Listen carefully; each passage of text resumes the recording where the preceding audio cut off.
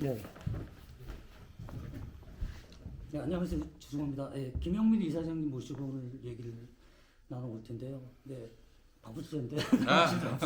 저희 사무실 오셨는데 네. 바빠봐야 뭐. 네, 제가 이 방송 쪽은 음. 거의 고자에 가까워가지고 잘 이끌어주시고요. 인터뷰계에서는 우리 승우 형님이 네. 정자왕이죠. 아니, 예. 네. 방송은 네. 고자라도 네. 인터뷰 쪽에는 형님이 네. 거의 뭐 정자왕 네, 수준. 뭐 네. 칭찬 같지는 않습니다. 네, 그 최근에 강동서 예. 저 화제 프로그램이 됐는데 네, 그것도 의외더라고요. 그 김영민 이사님이 참여를 했다는 자체가 사실 이제 뭐 좀 요즘 정치적 스탠스도 그렇고 변희재 씨 같은 경우에는 뭐 사실 이쪽 그 진보 쪽 분들이 보기에는 굉장히 비호감일 수밖에 없기 때문에 같이 이제 뭔가를 한다는 자체로 좀 오해를 받고 뭐 이럴 수 있는 요소가 있는데 좀 결심할 때 좀 어려운 부분이 있지 않겠어요? 아니요. 저는 뭐 사실 그 변희재 씨 방송을 말이죠. 네네. 애청했어요, 사실. 아. 그 대선 국면부터. 그냥 그 양반이 열심히 또 윤석열을 씹어서 그 뭐 많은 분들이 어떻게 변희재하고 김용민이가 같이 방송하냐 그럴지 몰라도 저는 개인적으로는 굉장히 동질감이 있었어요. 그 부분에 있어서는. 그 나머지 부분, 그러니까 이제 윤석열 비판 외에 나머지 부분들에 있어서는 도저히 접점을 찾을 수 없는. 그분은 이제 사실은 친박이고, 네, 그렇죠. 저는 뭐 스스로 친문이라고 생각하지 않는데 네. 친문으로 분류가 되고 있고, 예, 그렇긴 한데 저는 뭐, 야 진짜 이게 뭐 이렇게 될 줄은 저도 몰랐어요, 사실은. 이렇게 역동적인 세상인가? 세상이 이렇게 만들어준 것 같고, 그러니까요. 사실 예전에 그 사망유희 인터뷰, 네네. 예, 그때 제가 진중권이 또 변희재한테 밟혔잖아요. 그래서 그때 안타까웠는데 그 똑같은 영상을 요즘에 볼 때는 시원합니다. 예. 그래서 참 세상이라고 하는 게 이게 참 뭐 알 수가 없는 것이고, 예. 그래서 변화무쌍함을 저도 느끼긴 하지만은 그러나 또 이제 이런 것도 있어요, 사실은. 이제 대선에서 졌지 않습니까? 네. 야당이 됐어요. 네, 해당되겠죠. 야당이 될 때는 이건 뭐 외계인하고도 손을 잡아야 됩니다. 예. 적과의 어떤 그런 싸움에 있어서는. 예.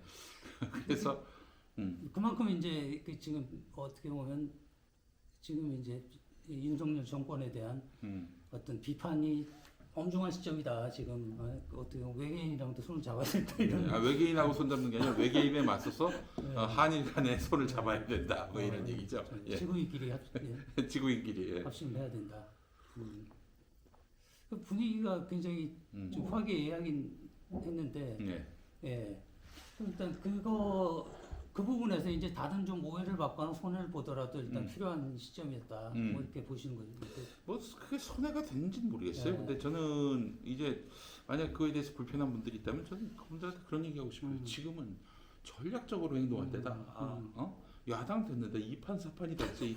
아니 무슨 그 사실 이 문재인 정부가 이재명 정부를 창출하지 못한 이유가 뭡니까? 그 사실은 굉장히 고도의 어떤 이 정권 교체 전략이 가동될 것이라고 이제 돌이켜 보면 그런 생각이 드는데 문재인 대통령 집권을 했습니다. 그리고 그 얼마 안 돼서부터 진짜 누가 진정한 친문인가, 진문인가 이걸 갖고 이제 내부적인 투쟁이 발생했어요. 그렇죠. 예, 기억하시겠습니다만 촛불혁명 1년 됐는데 그 이른바 친문재인 대통령 세력을 표방하는 사람들은 따로 그 촛불혁명 기념 행사를 했습니다. 그 사실은 촛불혁명이라고 하는 거는 문재인 대통령을 만들기 위해서 시민들이 걸기한 게 아니라 박근혜 정권의 잘못된 국정 운영에 대해서 심판하고자 하는 범진보, 범민주 세력들이 뜻을 그렇죠. 모은 거거든요. 근데 그거를 그 어떤 기념 행사를 사유하겠다라는 의미였거든요. 이거 아니다 싶었어요. 그리고 이제 2018년에 이제 경기도지사 선거 나왔을 때 그 경선 과정에서 가장 문재인 후보를 강하게 압박했던 이재명 후보를 악마화하는 전략들이 이제 시작이 됐습니다. 그래서 좀 뭐 사실 좀 폭풍이구나. 이거는 이재명 후보가 좀 감당할 필요가 있겠다라는 생각은 드는데 후보로 결정이 됐어요. 그렇죠. 그런데 이자들이 갑자기 남경필이 진정한 문파의 지지 후보다.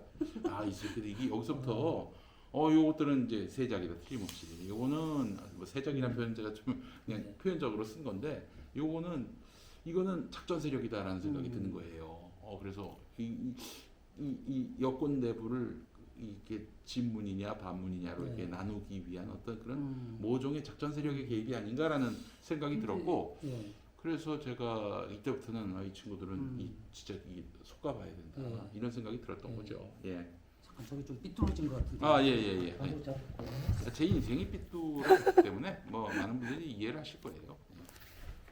근데 그게 말씀하신 대로 이제 그런 이제 고도의 뭐 어떤 작전도 있었겠지만 내부에서 이제 제가 볼 때 내부에서 싸우다 보니까 워낙 이제 이렇게 좀 이렇게 소위 순정파들은 그 싸움의 과정에 상처를 입고 이제 제가 뭐 오랫동안 지켜봤던 사람들인데 실제로 윤석열을 찍는다고 뭐 그 윤석열 지지 네, 막판에 예. 이런 분들이 있었거든요. 실제로 뭐 찍었을 것 같기도 하고. 예. 심지어 뭐 그 이낙연 그 지지했던 예. 이낙연 그 공보실장 했던 후보실장 이낙연 후보의 어떤 그 총리 시절 비서실장 하셨던 분도 정우현 예. 가셨잖아요 실제로. 네, 예. 예. 그런 분들은 이제 뭐 작전이라고 보기에는 좀 예. 진성 반 네. 이재명. 그러니까 그게 이제 다 합쳐져가지고 이런 결과. 아니 그럼 그 사람들은 기본적으로 그러면 민주주의 이 정치 이 구조에 판에 있으면 안 되죠. 아니 그 저 한 특정 정당의 유력 대선 경선 후보의 그 공보실장쯤 된 사람이 만약에 자기가 원치 않는 후보가 됐다 가만히 있어야지. 그렇죠. 그렇다고 저 상대 후보한테 그 가서 지지 선언을 한다? 그 사람은 이제 이 바닥에 있을 수가 없어요. 아니 그렇죠. 솔직히 얘기하죠. 만약에 제가 저 같은 경우 이제 이재명 후보를 적극적으로 지지했는데 이낙연 후보가 됐다? 가만히 있으려고 그랬어요. 네.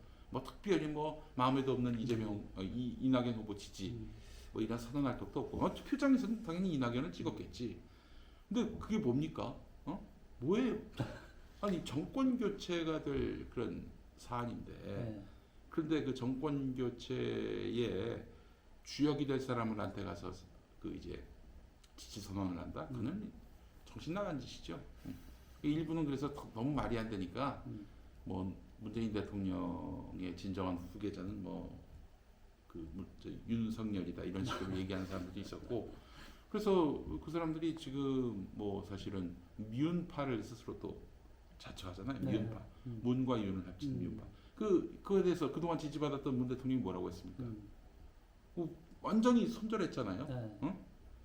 그럼에도 불구하고 문재인 파리를 한 거는 이거는 어떤 정치적 의사 표현을 하는 사람들이라기보다는 고도의 작전 세력이거나 그 작전 세력에게 휘말린 좀 뭐랄까요, 좀 지각이 없는 사람들이 아닌가 하는 그런 생각이 듭니다. 좀 세뇌가 됐다든가. 근데 이제 그런 얘기도 사실 들었어요. 네. 우리 정두원 의원 돌아가시기 전에 네. 저한테 저한테 하신 말씀이 있는데 저도 말이 안 되거든요. 이게 어떻게 남경필을 지지할 수가 있는가 뭐 그런 얘기를 했더니 그 이전이었군요. 그 이전에 이제 그 부분에 대해서 자꾸 이렇게 뭐 진문을 표방하면서 권력 투쟁을 하는 사람들이 있다. 네. 이게 사실은 문재인 대통령 지지자들을 점점 더 확장해 나가면서 그래서 성공한 정권을 만들어야 하기 지지자의 도리 아니냐. 네. 그랬더니 정권 초에는 다 그래. 그런 얘기 하시더라고요. 근데 정권 초에만 그랬으면 몰라. 정권 말까지 저렇게 그 끊임없이 그 세력이 그러니까요. 결집이 돼가지고 결국은 윤석열로의 정권 교체 이익을 담당하는 거 아니겠어요? 그 자들이 얼마나 영향력이 있었는지 모르겠습니다만 이거는 좀 우리가 복귀할 필요가 있고요. 그래서 저는 생각에 지금은 저 미운파들처럼 갈라치기 하는 것이 아니라 윤석열을 비판하고 반대하는 세력들을 규합할 필요가 있다. 규합해서 그렇게 해서 이게 이제 정치를 정상으로 돌이키는 일을 해야 한다라는 얘기를 하고 싶은 겁니다. 예. 그러니까 뭐 변희재 대표 같은 경우에는 뭐 저쪽으로 뭐 보수 쪽으로 갔을 때는 사실 이제 진보 쪽 사람들의 어떤 좀 사고 방식이나 행태를 또 잘 아는 부분이 있고, 네, 그렇죠. 그래서 좀 이렇게 어떻게 보면 말도 안 되는 얘기일 수도 있지만 좀 아픈 부분들이 있었는데. 네. 이번에는 이제 그럼 보수 쪽이 아플 수 있는 좀 이제 보수 쪽의 생태에 대해서 상당히 알고 있는 데다가 이제 변희재가 공격할 때는 뭐 이게 무슨 뭐 색깔론을 얘기하기도 애매할 거고 이 태블릿이 음. 그 변희재가 또 일관적으로 주장해 왔지 않습니까? 그 태블릿이 조작됐다. 그게 이제 손석희로부터 해가지고 윤석열까지 간 건데 앞으로 이제 거기 이제 태블릿 부분을 집중해서 이제 밝혀내지 예정인가요? 사실은 그 변희재 씨가 디테일로서 그를 따라갈 사람은 없어요, 사실은. 그는 네. 너무 디테일에 집중하다 보니까 큰 그림을 놓치는 경우는 그렇죠. 종종 있는데 디테일에 있어서만큼은 상당 부분은 이제 변희재가 연구한 것이 기본적으로 이제 좀 신뢰하고 가는 것이 옳다고 보는데 큰 맥락에서 봐도 태블릿 PC는 좀 과도한 수사였던 면이 분명히 있다. 그리고 그 뒤에 검찰이나 이런 그 공소를 유지해야 하는 편이 지금 재판 중 아닙니까? 네. 예. 대법원 확정 판결도 난 게 아니에요. 예, 그렇더라고요. 그런가? 그럴 거예요 아마. 맞아. 그게 재판 중이란 말이죠. 지금 보석 상태로 풀려났어요. 네, 보석 상태죠. 예. 그런 변희재 씨가 지금 뭐 일종의 어떤 진실 투쟁을 하고 있는 건데 또 구속될 수도 있는데 지금. 그럼에도 불구하고 이거는 자기 주장이 옳은 정도가 아니라 뭐 SK나 지금 친박에 있는 박근혜 지지자, 박근혜를 도왔던 박근혜의 그 최측근이었던 네.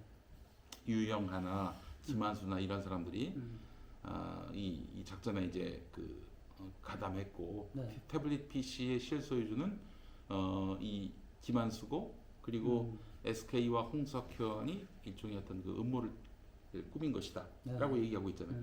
그걸 이렇게 주장하고 있는데도 지금 다시 잡혀 들어가는 것이 아니라 거의 손 놓고 있는 그런 상황이란 말이죠. 그래서 이 부분은 따져볼 필요가 있다. 네. 저는 뭐 아직 예단할 단계까지는 아닌데 적어도 변희재가 저렇게 자기 다시 감옥 들어갈 수도 있는 상황에서 저런 디테일을 얘기할 수 있다는 그렇죠. 거는 뭐 이거는 최근 3권이나 그렇죠. 그 책만으로도 네. 다시 저 감옥 보낼 수도 있음에도 불구하고 거침없이 하는 행태로 보면은 맥락상 이거는 변희재의 그 디테일에 그 좀 무게를 둘 수밖에 없는 구조고 그리고 사실은 변희재 씨가 그런 얘기를 했어요. 이제 우리 같이 계셨지만은 네. 그 윤석열과 한동훈이 서울중앙지검장 또 지검차장으로 있을 때 적폐청산 수사를 했지 않습니까? 네, 그렇죠.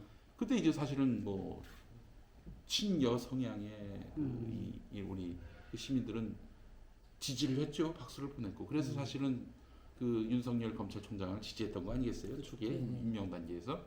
근데 대부분 보면은 뭐 비리 이런 거보다도 뭐 뇌물을 받아 처먹었다든지 뭐 이런 식의 비리보다는 직권남용, 직무유기 이게 보기에 따라서는 얼마든지 엮을 수 있는 그런 거 아니에요. 너 왜 그렇게 안 하고 이렇게 해가지고 손해를 입혔어? 유무형의 손해를 입혔어. 네. 이거 아니에요. 이제 직권남용이나 직무유기가 그런 식으로 해서 한 200명을 엮었다는 거 아니겠습니까? 예. 지금 또 그 울산 사건이나 또 뭐 탈원전 관련한 것들 이걸로 지금 문재인 정부 적폐청산을 하겠다는 거 아닙니까? 지금 그 윤석열이하고 한동훈이가 그래서 이 서울중앙지검 당시에 이른바 박근혜 정권 주요 인사들을 상대로 했던 직권남용이나 직무유기 수사들을 다시 들여다봐야 한다. 이게 변희재 씨 주장이에요. 상당히 설득력이 있다. 그 과정에서 무리한 수사를 했다든지 자기들의 어떤 입신양명 일종의 사냥개 역할 이런 것들이 이제 드러나게 된다면은 이러면은 이 윤석열이가 검찰총장이 된 그 과정도 그 정통성 정당성도 흔들 수가 있을 것이고 그런 의미에서 보자면은 저는 변희재 씨의 주장대로 서울중앙지검장 시절에 했었던 그 적폐청산 수사도 다 들여다봐야 한다. 이게 제 생각이에요. 이게 사실 지금 민주진영에게도 매우 중요한 유의미한 당시에 박수를 보냈지만은 그렇죠. 야당 된 마당에 뭐 그때 뭐 좀 그렇게 판단 찾고 했던 부분들까지 이게 우리가 뭐 반성은 해야겠지만은 그게 뭐 중대한 과오는 아니라고 보거든요. 그래서 이거 좀 따져봐야 된다라는 점. 변희재 씨 일단 주장이긴 한데 변희재 씨는 그날 방송에서 그 쪽이 지금 민주당이 선거에서 진 이유가 윤석열이 한 짓을 밝힐 수가 없기 때문에 지금 그렇지. 어떻게 보면 알고 있는데 묵인을 했거나 아니면 우리한테 알지는 도움이 못했어요. 알지는 못했던 거야. 예, 우리는 알지는 못했고 수사를 잘했을 것이다. 근데 또 그때 윤석열이가 검찰총장 된 게 뭡니까? 그 예전에 그 2013년이죠. 그때 그 이 국정원 선거 개입 사건과 그렇죠. 관련해서 네. 윤석열이 자기는 사람에게 충성하지 않는다. 그렇죠. 그 신화의 연장 아닙니까? 그 사이에 양정철은 윤석열 보고 민주당 와서 정치하라고도 했었고 우리 사람이라는 생각이 들었기 때문에 우리 사람이라고 생각된 사람의 수사에 대해서 우리가 면죄부를 줘왔던 부분이 분명히 있었단 말이에요. 네. 근데 그 수사에 뭐 오류가 있었을 것이다라는 생각은 사실 변희재 얘기하기 전까지 저도 그렇게 뭐 이렇게 동의하는 바는 아니었어요. 예. 근데 변희재 씨 주장을 돌이켜보고 또 조국 전 장관을 털었던 그간의 어떤 프로세스를 보게 되면은 변희재 주장을 한번 좀 새겨들 필요가 있고 우리가 한 번도 아직 이 진실의 문을 열어보지 못했지만은 서울중앙지검장 차장 시절의 그 수사들 돌이켜볼 필요가 있겠다. 그런 생각을 좀 갖게 됐습니다. 근데 이게 좀 뭐 시대적 상황하고 아무래도 이게 좀 성격이 다르겠지만 이번 정권에 그러면 일종의 낙곰수 역할을 하겠다 뭐 이런 의미. 아이 낙곰수 무슨 낙곰수야. 내가 무슨 저 낙곰수 시절은 다 지나갔고 그리고 저는 뭐 그 시절로 돌아갈 수도 없다고 생각을 하고 그리고 그 당시에 그런 어떤 필요했던 역할을 했는지는 모르겠지만은 그때 뭐 앞장섰던 사람들이 지금 와서도 그 뭔가를 좀 과거의 어떤 영화를 회복하기 위한 뭔가의 그 큰 그림을 그린다. 그거는 가능하지도 않을 뿐더러 그거는 아주 부당하다고 생각합니다. 각자의 소명이 있죠. 네네. 사실은 낙곰수덕을 많이 봤죠. 제가 완전 무명 인사였는데 이제 어느 정도 이름을 좀 그러니까 악명이든 오명이든 명성이든 간에 뭔가 이제 이름을 얻긴 했지만은 그렇게 이름을 얻은 것에 대한 책임감을 또 지고 그에 합당한 일들을 해야 나가야지 뭐 이런 얘기들 많이 하잖아요. 네 사람 다시 모여가지고 그렇죠, 낙곰수를 그렇죠. 다시 한번 네. 택도 없는 소리고 가능하지도 않은 얘기고 그리고 이미 뭐 건널 수 없는 강을 건넌 부분도 있고요 분명히. 근데 그건 어떤 부분 인간적인 부분인가요? 아니면 그런 부분에서 뭐 이렇게 약간 비유는 다르겠지만 막 엄청나게 좋아하던 뭐 비틀즈라든지 이런 그룹이 해산되면 늘 나오는 얘기가 시간 되면 모여서 제발 좀 같이 하는 걸 보고 싶다 뭐 이런 얘기가 있기도 하고 그리고 시대가 엄중하니 모여라 뭐 이렇게. 그건 비틀즈 얘기고요. 네. 예, 이쪽은 이제 모르겠습니다. 저는 이제 그 주진우하고 이제 정봉주는 굉장히 비판하는 입장이잖아요. 김어준 총수하고는 뭐 특별히 뭐 척질 것도 없고 뭐 대립각을 세운 것도 없고 그렇긴 하지만 사실 좀 부끄러운 얘기인데 2013년 그때 국민 TV 뭐 깃발 들었을 때 그때 김용민만으로는 좀 부족하거든요. 그래서 다시 어떤 낙곰수가 뭐 빛을 좀 드러내는 일을 하면 어떨까 그런 마음이 없진 않았습니다. 실제로 그렇게 또 김어준 총수한테도 요청하고 그랬는데 택도 없는 소리였어요. 김 총수 자체가 그걸 뭐 바라지 않았던 바고 그 제안한 게 상당히 부끄럽더라고요. 야, 이게 물론 저로서는 이제 국민 TV를 어떻게든 이게 좀 붐업을 시켜가지고 좀 훌륭한 대한 언론으로 키우겠다는 어떤 공익적 어떤 동기가 있었지만은 그렇죠. 뭐 그 사기 사욕을 위한 것이라기보다는 이제 공익적 동기가 있었지만 혼자서도 잘하잖아요. 우리 김총수가 뭐 잘하시는데 뭐 굳이 뭐 거기 가서 뭐 이렇게 뭐 덕보려고 하는 것 자체가 굉장히 좀 뭐랄까. 사실 뭐 덕본다기보다는 어쨌든 그 말씀하신 대로 그 플랫폼 성공하면 어떻게 보면 이제 사실 누굴 씹는 에너지만 갖고 세상이 바뀌지 않지 않습니까? 그럼요. 그러니까 어떤 이쪽에 이런 대안도 있다. 조선일보 보지 말고 이걸 봐라 이런 매체를 만들려고 하신 건데. 어쨌든 뭐 얘기가 길어졌는데 일단 뭐 윤석열 시대가 왔으니까 뭐 다시 뭐 뭉쳐라 그런 얘기가 있을 수 있는데 일단 기본적으로 김어준 총수가 아니라 주진우는 지금 윤석열과 한동훈과 유착했던 지난날에 대한 제가 질문이 있었어요. 그 질문에 대한 답을 해야 될 것이고요. 예. 답을 안 하는 이유는 아니 뭐 답을 왜 안 하는지는 뭐 짐작하신 그대로죠. 그 뭐 지금이 어떨지는 모르겠지만은 그러나 본인이 그렇게 김건희를 칭송하고 윤석열을 띄우고 저한테도 개인적으로 윤석열을 띄우라고 방송에서 뭐 총장이 돼야 한다고 그랬던 사람입니다. 예, 그 한동훈과 관련해서도 이렇게 두둔했었고 그 추미애 장관 찾아가가지고 추 장관에게 윤석열에 대한 이런 불이익을 하지 말아야 된다라고 얘기했던 사람이고 그 증인들도 있고요 분명히 그 증거도 있고요. 네. 그런데 그거에 대해서 답을 하지 않는다. 뭐 그래놓고는 또 그 부분에 대해서는 이런 얘기도 했대요. 주진우가 그 멀티 체크가 된 건데 용민이가 우리 4명 중에 가장 못 나가기 때문에 저러는 거다. 이런 식으로 얘기를 했다는 거야. 예. 아니 뭐 그런 얘기 할 수 있어요. 그런데 일단 윤석열 문제가 해결되지 않으면은 주진우는 뭐 아유 뭐 무슨 손을 잡습니까? 아니 그것도 무슨 또 저쪽에 그 네트워크가 있는 줄 알고 그리고 정봉주 의원은 어제 평화나무가 이제 분명히 의혹 제기를 했고 이걸 폭로한 분들의 이야기를 취재를 했는데 노동자 폭행 그리고 갑질 이 부분에 대해서는 그냥 분명히 얘기를 해야 돼요. 피해자가 있는 거 아닙니까? 그 덮어주고 옹호해줄 수 있는 게 있는데요. 그렇게 피해를 입은 사람들이 있고 그들이 어쨌든 마음의 상처를 안고 살고 있는 상황에서 그거 못하죠 그렇게는.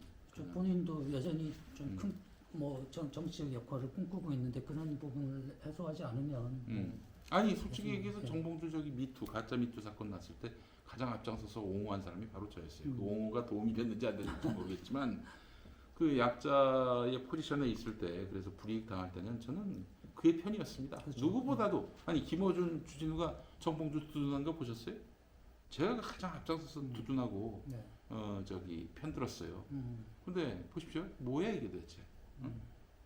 우리가 그동안 활동했던 것들을 스스로 희화화하고 있어요. 이에 대해서 명백한 어떤 그 책임 있는 행동을 하지 않으면은 그 같이 못합니다. 예, 뭐 제가 이 관념주의적 사고에 사로잡혀서 뭐 이원론적 사고, 선과학, 뭐 무슨 이런 식으로 나눠 가지고 사람을 평가하는 게 아니라 이 건널 수 없는 강을 건너는 부분이기 때문에 다리를 만들든지 징검 다리를 만들든지 그건 그들의 역할입니다. 예. 그리고 김어준 총수는 너무 위대한 분이 되셔가지고 저 같은 분이 감히 범접하기 어려운 그런 분이 됐습니다. 그래서 뭐 낙곰수를 뭐 어떻게 다시 보란다? 혹은 뭐 그 유사한 뭐 누군가를 만든다? 전혀 그런 생각 없어요. 그거는 뭐 그거를 그들이 그렇게 생각하고 있다면 모르겠는데 저하고는 상관이 없는 일이고 이미 낙곰수와 나는 무관하다라고 밝힌 바 있었어요. 그 얘기는 뭐 모든 걸 다 함축하는 겁니다. 이게 뭐 그들과 이제 사이가 절연됐다 이 차원을 넘어서서 그런 식의 뭐 일종의 어떤 신화적 주인공이 될 마음은 추호도 없다. 그래서 오늘도 사실 오늘 때마침 그 구독자가 55만이 넘어가요.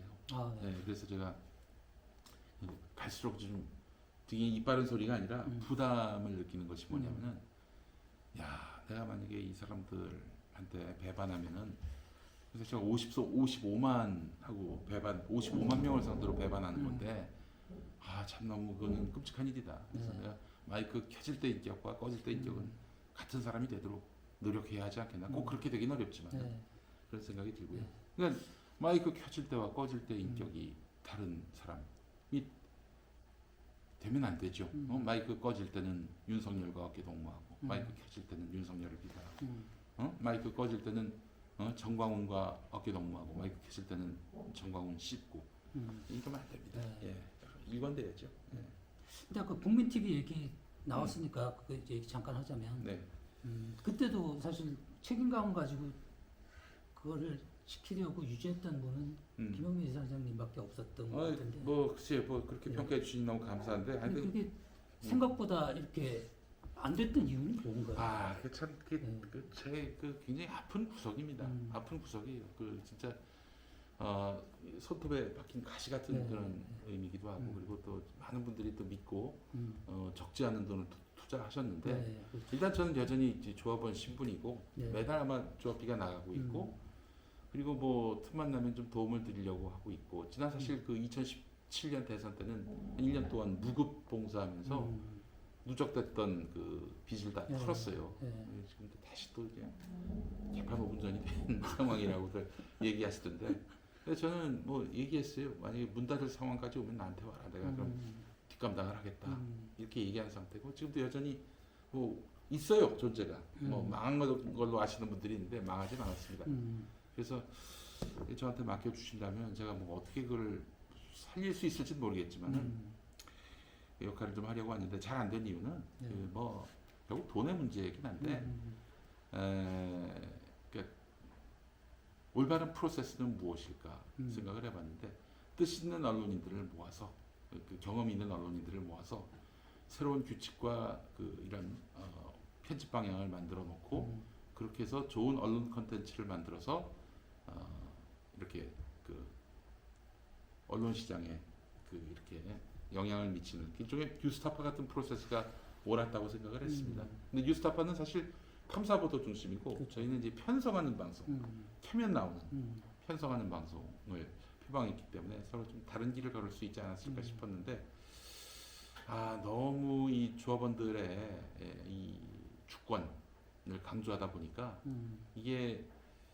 생산자와 이제 그 어떤 생산을 뒷받침하는 그런 후원자의 그 벽이 허물어지다 보니까 이게 조직이 운영되기 쉽지 않은 구조였다.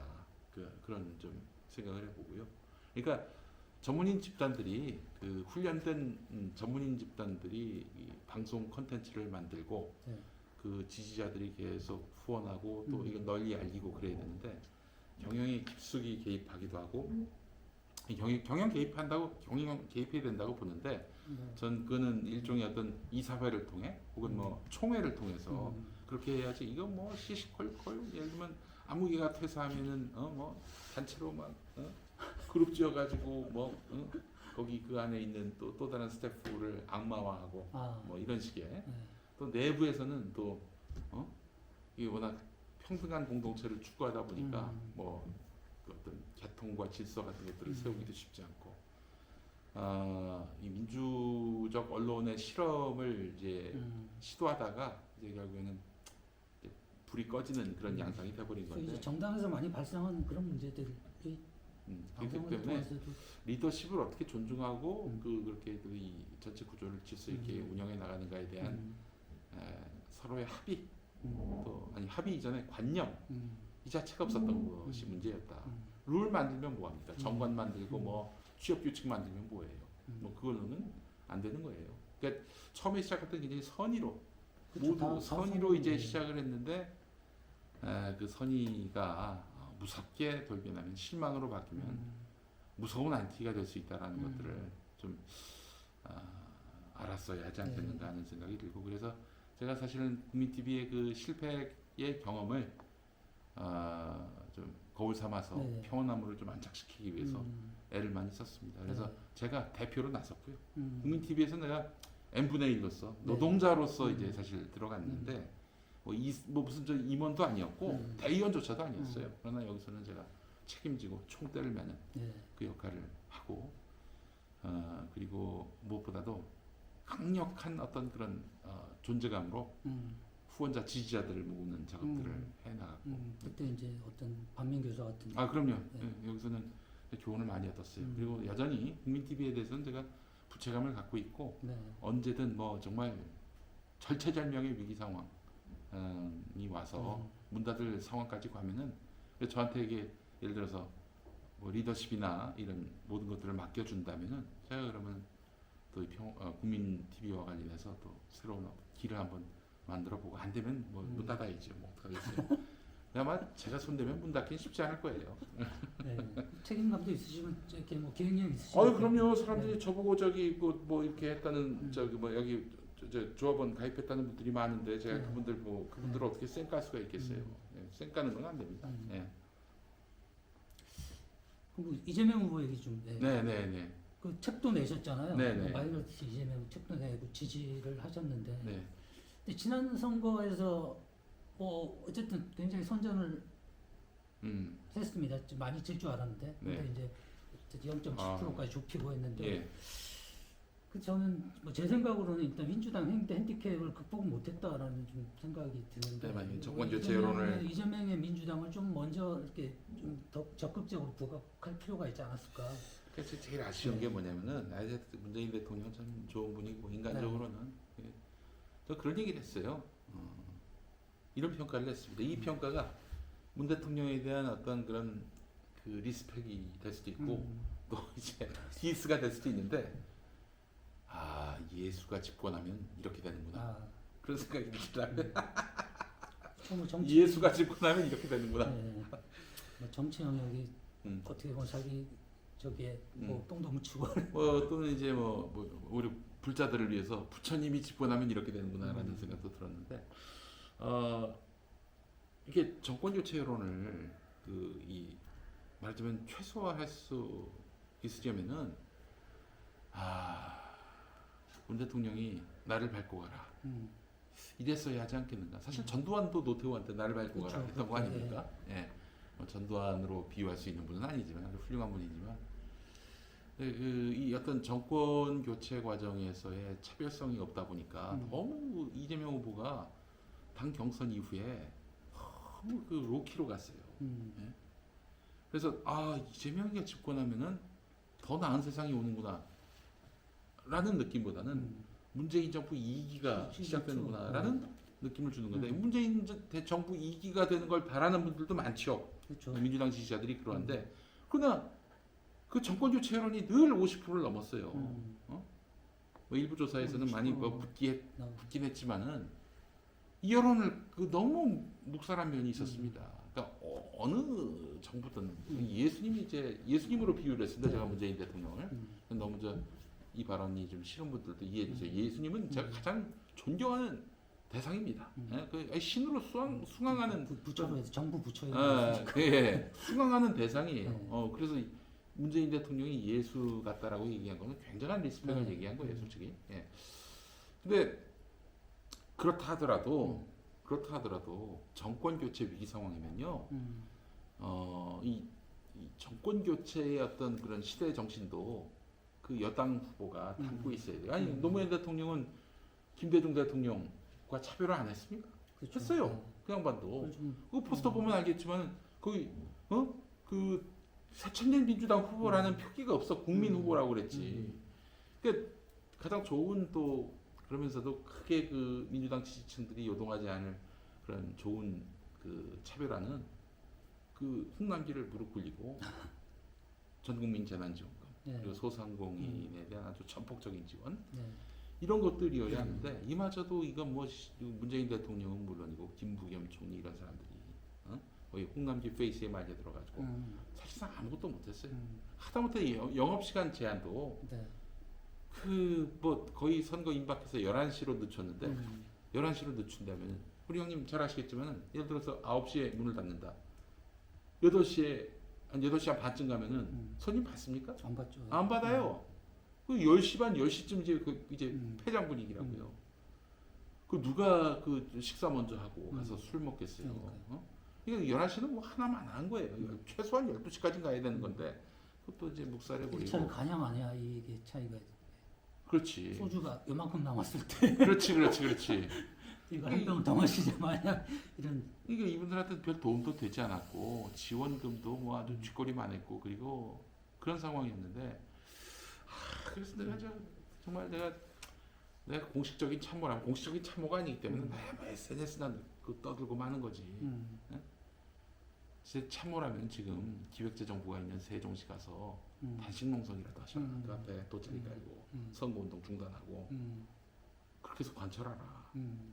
그러면 차별화의 이미지도 생기고 그 홍남기가 엄청난 압박을 느끼지 않겠어요? 대통령도. 그것도 이제 소상공인 그리고 코로나 때문에 굉장히 고통받고 있는 이런 이 서민들이 위로를 받지 않겠어요? 저 사람이 누구 편인지 알 것 같다.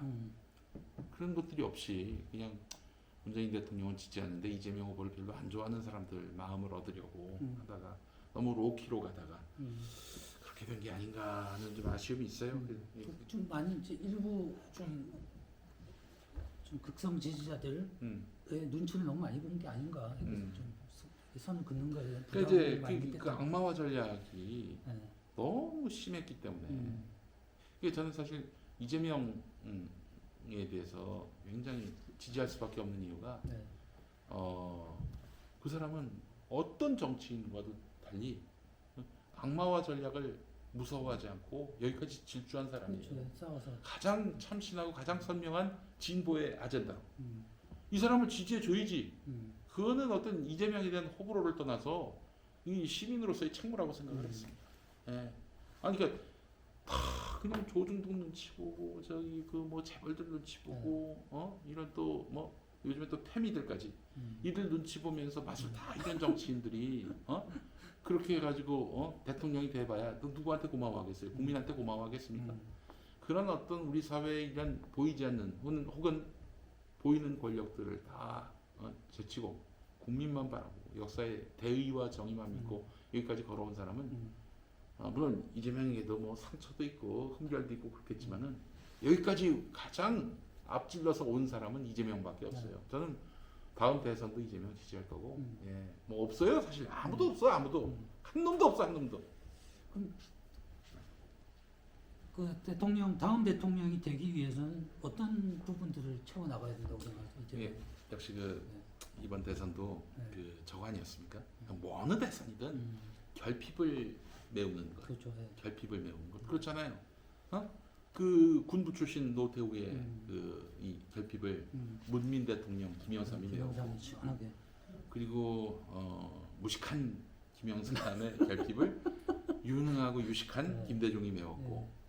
그 지역주의 삼김 정치의 그 결핍을 그 노무현이라는 노무현이라는 참 신한 인물이 메웠고 민주주의를 앞세웠지만 경제 성장이 좀 아쉽다.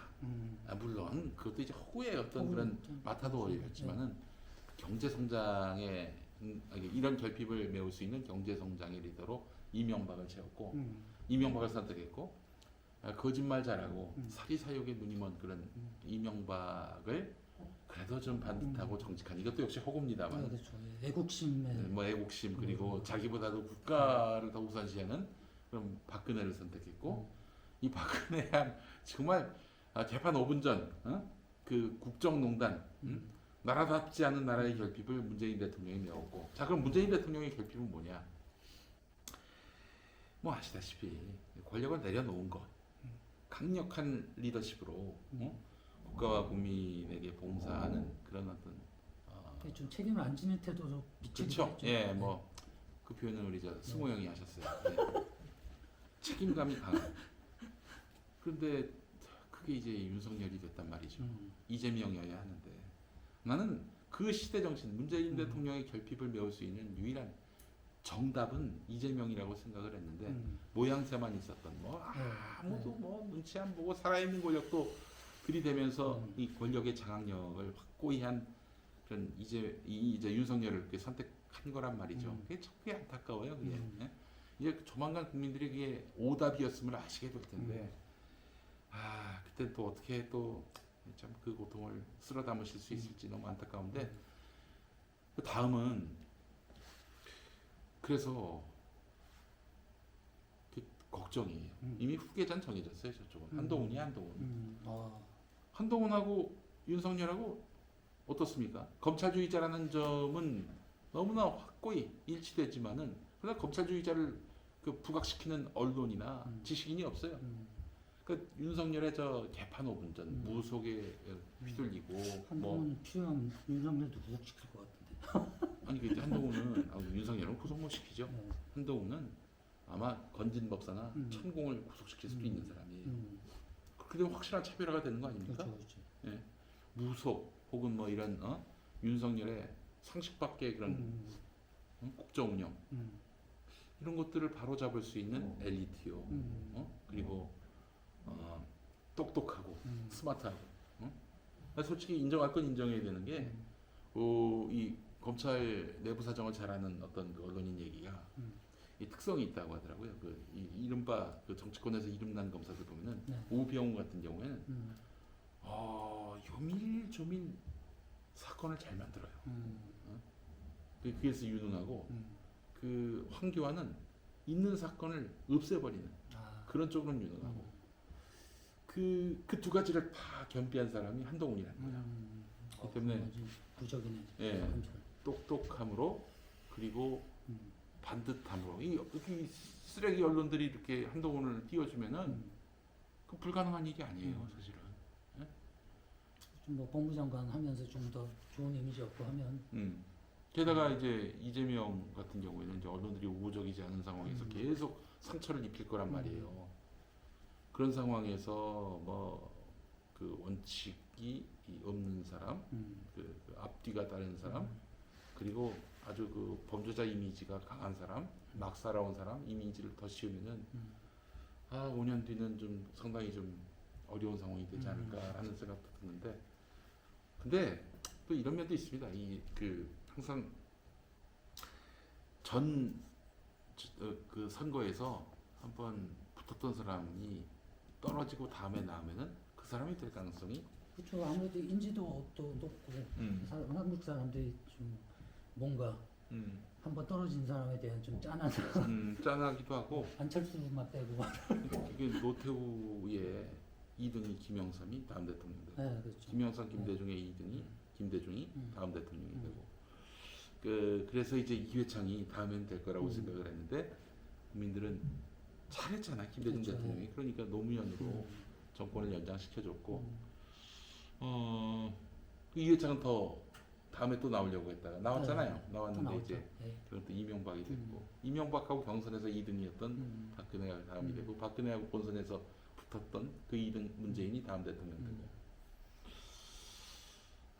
뭐 저는 그래서 다음 대선에서 그 결국에는 이런 무수한 마타도어와 범죄자 이미지 더 씌우기와의 싸움에서 이재명이 살아남는다면 대통령이 될 수 있다고 생각합니다. 그렇죠. 가장 가능성은 높은데 어쨌든 또 리스크는 이번에 뭐 개항을 출마한 것도 좀 고육책 같은 면도 있는 것 같은 이제 검찰을 해서 어떤 그런 뭐 장난을 칠 수도 있고. 그럼요. 아예 틀림없이 장난을 칩니다. 오늘만 하더라도 벌써 저기 이문정 검사에 대해서는 검사 적격 검사를 하겠다는 거 아닙니까? 그대로서 이제 그 날리겠다는 거고. 그리고 또 뭐가 있었나?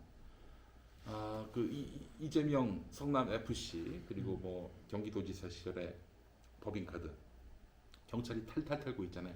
강제 수사 들어갔고 황희라고 지금 아직은 다음 장관이 결정이 안 돼서 그런데 그 지금 문화체육관광부 장관 더불어민주당 의원이고 전해철계 이 사람도 지금 뭐 또 과거에 뭐 하여튼 뭐 알선을 해줬다 이런 혐의로 또 좀 수사에 착수됐고 이런 거 보면은 얘네들은 그 보복 수사는 보복 정치는 뭐 기정사실입니다. 사실은 얘네들이 깻잎 차이로 졌기 때문에 그 오히려 더 필요할 수도 있는. 그렇죠. 왜냐하면 자기들의 정당성을 입증하기 위해서는 전 정권 혹은 이재명을 털을 수밖에 없는 그런 구조에 놓여 있어요. 지금 또 몇 개 그 수사되는 사안이 있고 하니까.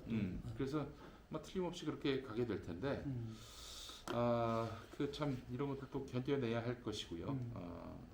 그래서 여러 가지로 참 어려운 때입니다. 그래서 우리가 저 같은 사람도 그런 국민들에게 지금 우리 쫄지 말고 뭐 김어준의 쫄지마 정치, 쫄지마 정치에 또 쫄지마 정치였나? 쫄지마 정치가 아니지. 쫄지마 씨발. 아니 그 책 이름이 뭐였지? 김어준 닥치고 정치. 닥치고 정치야. 쫄지마 정치라는 책도 나왔어요. 이거 유사품으로. 네, 하여튼 뭐 그런 쫄지 않는 것이 굉장히 중요한 시대가 됐다 이런 생각이 들고 그렇습니다. 사실 아까 뭐 또 페미니즘 얘기가 나와서 그 사실 민주당이 그래도 상대적으로 페미니즘 친화적인 정권이고 물론 뭐 어떤 페미니스트들 입장에서는 그것도 성에 안 찬다 이런 부분도 있지만 또 이대남들한테 좀 이대남들이 등을 돌린 이유 중에 하나도 약간 또 민주당의 페미니즘 친화적인 거라는 뭐 그런 인정을 안 해. 인정을 안 해. 주류에서 인정하지 않고 인정하는 순간 또 자기도 페미의 적이 되기 때문에 완전히 민주당은 페미니스트들한테 집단 가스라이팅 당이 됐다라고 볼 수밖에 없습니다. 그 어떤 계기가 있나요? 그게 또 민주당을 지지하는 입장에서 또 그 문제를 제기한다는 게 좀 부담도 되기도 하고. 뭐 제가 뭐 당적도 없고 그 외곽에서 내가 뭐 누구의 이익을 위해서 내가 얘기하는 게 아니라 이게 지금 필요하다 이런 얘기가. 55만 되시는 구독자분께서 마이크를 주셨으니 뭐 네 이야기를 한번 해봐라 들어줄게 이런 거 아니에요 지금. 그 제 얘기를 하는 건데 그 페미니즘은 저는 뭐 박멸해야 된다 이런 입장은 아니고 네, 그냥 우리 사회에 뭐 n분의 1도 존재하는 그런 주장 아닙니까? 그 주장을 박멸할 필요는 없어요. 뭐 그거는 평가의 대상일 뿐이고 네. 지지하는 사람들이 있다면 지지하는 거고 반대하는 사람들이 있으면 반대하는 건데 지금 이게 지배당론이 되려고 한단 말이에요. 이 페미니스트들이 그래서 지금 민주당을 통으로 먹으려고 하는 거 아니겠어요?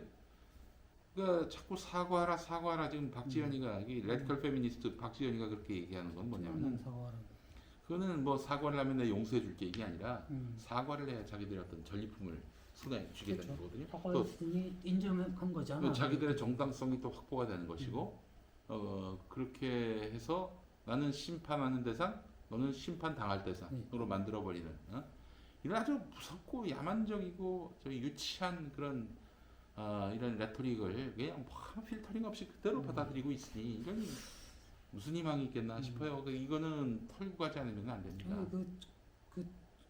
그걸 보면 분명히 이제 자기들이 운동하는 거하고 정치를 하는 거하고는 이게 다르지 않습니까? 그럼요. 예.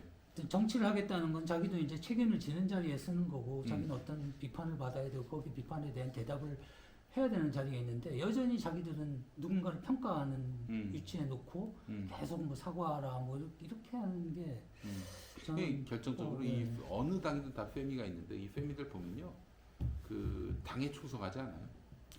자기가 속한 그 정치 공동체에 대해서 충성하지 않습니다. 국회의원 만든 사람이 그 사람. 그러니까 그렇죠. 여성 단체 몫으로 비례 후보로 들어가기도 하고 그러니까 보십시오. 이러니 이 정당 정치가 무너지고 있어요. 페미니즘 때문에. 그러니까 우리가 성평등을 반대하는 것도 아니고 그렇죠. 그리고 오랫동안 이 여성들이 차별받아 왔고 2등 국민으로서 그런 아주 불이한 부당한 그런 대접을 받아왔던 역사를 부정하는 건 아니잖아요. 그래서 우리가 같이 평등한 민주공동체 구성원으로서 함께 이 공정한 토대 위에서 살 수 있는 길은 무엇일까에 대한 고민들을 해야 되는 건데 아니 지금 그들은 남용을 기반으로 해서 정치하고 있어요. 여혐도 안 되지만 남용도 안 됩니다. 그런 게 어디 있어요? 왜 서로를 혐오의 대상으로 삼습니까? 이게 또 편가르기 하는 순간부터 이렇게 발생하는 건데 그래서 이준석이가 거기에 대한 어떤 일종의 어떤 반작용으로서 나온 거 아니겠어요? 그렇죠. 이준석 현상이라고 하는 것. 그랬더니 페미들이 말이죠. 뭐 성별 갈라치기를 운운하고 있어요. 성별 갈라치기의 원조는 페미들입니다. 그거 알아야 돼요. 자기들한테 유리하면 아무거나 막 갖다 쓰는데 성별 갈라치기는 너희들이 시도했습니다. 정리해야 됩니다 이거. 그래서 저는 뭐 여성 할당제 그런 거 왜 합니까 도대체? 이 시대가 어떤 시대인데? 그 여성 단체 몫에 뭐 땡땡 단체 몫에 뭐 이렇게 비례대표 반대합니다. 다음 총선 국면에서 바람을 좀 일으키려고 해요. 누구 마음대로 땡땡 단체 출신이냐? 땡땡 비례대표도 전면적으로 당 중앙위원도 아니고 당원 전체 투표로 결정하자. 뭐 다 출마해라. 출마 다 하는데 다만 뭐 100명까지는 뭐 당이 공천할 수 있다고 치죠. 아니 추천할 수 있다고 치죠. 그러나 그 100명 중에 누구를 찍을지는 당원들에게 맡기자. 그래서 그 순번도 그렇게 정하자. 그렇게 얘기하고 싶은 그런 심정입니다. 지금. 이제 뭐 이번에도 지방선거 후보들을 보니까 뭐 양당이 다 남성 50대 남성 일색이던데. 이 50대 남성들 지금 이 민주당의 페미들을 가능하게 하는 페미가 이제 지배하는 정치가 가능하게 만든 사람들이 바로 이 50대 남성들이에요. 운동권들. 그러니까 이제 쥐들은 이제 사실은 대학 갈 때만 해도 누이들은 막 공장 가고 뭐 자기도 붙여가면 이제 그러니까 뭐 미안한 마음이 있긴 하겠지. 그런데 그걸 20대 지금 20대 남성들 가부장 문화라는 것 자체가 없는 그런 친구들한테 강요하고 있는 이런 구조 잘못된 거 아닙니까? 그러니까 쥐들이 자기들의 기득권을 지키기 위해서 페미니즘하고 손을 잡았어요. 이렇게 보는 게 정확할 겁니다. 정확할 거예요. 그게 유리하니까. 아니 박지현이를 끌어들인 저 윤호중 같은 경우 뭡니까? 그건 뭐예요? 그 페미들 앉힌 이유가 뭐야? 거수기를 만들려고 하는 거 아닙니까? 그 역할을 또 그냥 자기도 받아서 네. 그러니까 그런 결탁이 이루어진 거예요. 그러니까 우리 X86 세대들이 빨리 좀 그 용퇴를 할 수 있어야 되는데 용퇴한 사람이 2명밖에 없죠. 지금 뭐 우상호하고 송영길. 송영길 다시 또 나왔으니까 뭐 용퇴라는 표현이 좀 좀 퇴색됐습니다만은. 네. 그 참 이분들 이 송영길 대표의 그 서울시장 출마는 양면이 있어요. 네. 희생하는 것도 있고 모르죠. 본인은 당선될 거라고 믿어 의심치 않는 것일 수도 있겠고, 근데 당선되기는 굉장히 좀 어려운 구조다. 이번에 느낌적 느낌으로는 뭐 그나마 기대해 볼 만한 데가 경기, 강원, 뭐 호남이야. 인천하고 충남 정도도 또 대전 세종도 뭐 기대해 볼 만한데. 글쎄 모르겠어요. 지금 저 윤석열 때문에 윤석열의 이 교통체증 또 뭐 이런 것 때문에 그게 서울 민심을 흔들 가능성도 저는 없지 않아 있다고 보는데 많이 좁히긴 할 거예요. 그러나 안 될 것이고 이 송영길은 이제 아마 이런 프로세스일 거예요. 서울시장 되고 대통령에 도전하는 뭐 그런 그림을 그리고 있을 텐데 이제 좀 내려놓으실 때가 된 게 아닌가 하는 생각도 들고, 그리고 지금 뭐 당장 70년대생들 있잖아요. 아직도 애 취급받습니다. 응? 엄마 젖을 더 먹고 와라. 아니 나이 50 처먹었는데 그 대접을 받고 있단 말이에요. 본인들은 노무현 정부 아니 김대중 정부 때부터 그렇게 찬란한 그 정치의 역사로 3선, 4선, 5선까지 해오신 분들인데 뭐야 이건 도대체? 그 밑에 세대들은 뭐 많이 열등합니까? 그런 것 같지는 않은데. 스펙은 뭐 훨씬 낫죠. 우리보다 더 밑에 세대는 더 스펙이 좋고요. 그러니까 본인들이 40대에 그렇게 김대중 대통령한테 간택받다시피 해서 이제 정치를 시작했다면은 그 본인들이 받은 그런 어떤 사회로부터 받은 이런 혜택을 자기 후배들에게도 나눠줄 수 있는 자세를 가져야 되는데 자기들 아니면 안 된다. 이런 발상 아닙니까? 예. 근데 어떻게 보면 이제 그렇게 얘기를 또 역으로 보면 기성세대가 있으면 그 밑세대가 치받으면서 뭐 DJ와 YS 뭐 이철승 이런 사람들이 40대 기술로 얘기하면서 얘들 꺼져라 뭐 치고 이렇게 올라와야 그러면서 누르는 걸 저기를 하면서 했던 거고 386도 사실은 이제 그 기성세대 대항에서 니들은 쓰레기야 이러면서 돌 던지다가 자기가 된 거거든요. 대학생 때. 그런 거에 비하면 이 사회가 그런 젊은이들의 욕구를 젊은이들이 저항하지 못할 정도로 이렇게 사회가 이제 너무 고정된 게 아닌가. 예, 그래서 그게 참 이런 얘기를 참 하는 게 너무 좀 슬프고 비루하고 좀 스스로 좀 부끄러움을 느끼는 대목은 정치는 투쟁이거든요. 투쟁에서 올라가야지. 그러니까 왜 우리한테 기회 안 줘? 이러면 안 된다고요. 투쟁에서 올라와야 되는데 투쟁하는 사람들이 없었어요. 그래서 조심스러운 부분이죠. 또 이게 그렇게 되면 이제 또 20대 개새끼는 이렇게 아니 치고 올라가야 됐었고 치고 올라가서 경쟁해서 엎었어야 되는 건데 그 뭐 지금은 뭐 조국 문제에 있어서 너무 결이 다른 김수민 씨라고 그 구미시 의원 했던 분인데 그 저기 청년 때 그 구미시 의원을 했었어요. 양반이. 그러니까 청년 정치가 뭐 예를 들면 청년에게 뭐 어떤 비례대표 할당을 한다든지 뭐 몇 퍼센트로 해가지고 그들에게 뭐 가점을 준다든지 이런 거 안 된다. 치고 올라오게 해야 된다 스스로. 그렇게 해서 아니 노년이 갖는 장점이란 게 원숙함과 뭐 친화력 뭐 이런 건데 젊음의 장점은 없냐 이거예요. 패기, 열정. 패기. 댐비 못 이기거든요 사실은. 싸워서 이겨봐야 자세 안 나오고. 그렇지. 그래서 제가 봤을 때는 좀 더 젊은이들이 그 패기를 갖고 나갈 수 있어야 되는 건데 저희 세대는 70년대생 세대는 뭐랄까 586이 만든 질서에 너무 순치된 면이 있었어요. 지금도 사실은 이제 어떤 새로운 피우 박지원 위원장을 영입한 걸 텐데 너무 순치되어 갖고 안전한 말만 하고 있는 것 같아. 예. 그래서 이제 이러면 안 되고요. 우리가 권력은 결국 투쟁이다. 정치는 투쟁이다. 이런 얘기고.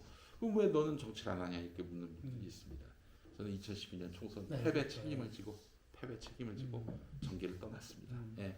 이게 또 이제 앞으로 뭐 어떤 여건이 돼도 할 생각이 전혀 없으신 거예요? 정치? 여건이 주어질 리도 없을 뿐더러 저는 이제 정치를 만약에 한다면은 저건 한번 해보고 싶어요. 저기 대통령 선거에 무소속으로 나가서 저거를 그 직접 민주주의를 대행하는 뭐 직접 민주주의를 대행한다는 그 말 자체가 뜨거운 아이스 아메리카노처럼 네. 어폐가 있는 말이긴 하지만 뭐냐면은 중요 의사결정 있죠. 국가적 의사결정 네. 이런 부분에 있어서는 전부 다 국민투표로 돌립니다. 국민투표하면 뭐 그냥 투표소 만들고 뭐 집계위원 모으고 그런 거 말고 모바일. 그렇죠. 신뢰할 수만 있다면 모바일이 편하죠. 네. 근데 아니 뭐 그래도 국민 한 5천만이 하는 건데 조직표란 게 가능할까요? 어? 국민들이 집안에서 뭐 이렇게 떨럭 하나 누르면은 되는. 그래서 뭐 무슨 장관이나 네. 뭐 이런 저 주요 뭐 방송사들, 공영 방송사들 사장 선임한테 다 국민 투표로. 그러나 토론은 충분하게 하고. 그러니까 국민 다수가 지지하고 그 동의하는 것을 대통령이 밀어붙이는데 대체 우리 레임덕이란 게 있을 수가 있겠는가 그런 생각도 들고 네. 또 우리 사회에서는 결국 국민을 설득하는 것밖에는 길이 없다라는 설득의 문화, 소통의 문화가 더욱 강화될 것이고 그래서 직접 민주주의 실험을 제안하는 차원에서 네. 그래서 무소속으로 대통령이 한번 출마해보고 싶은 마음이 있습니다. 그런 이거는 메시지를 전하기 이런 식으로 해서는 정당에서는 공천을 못 주죠.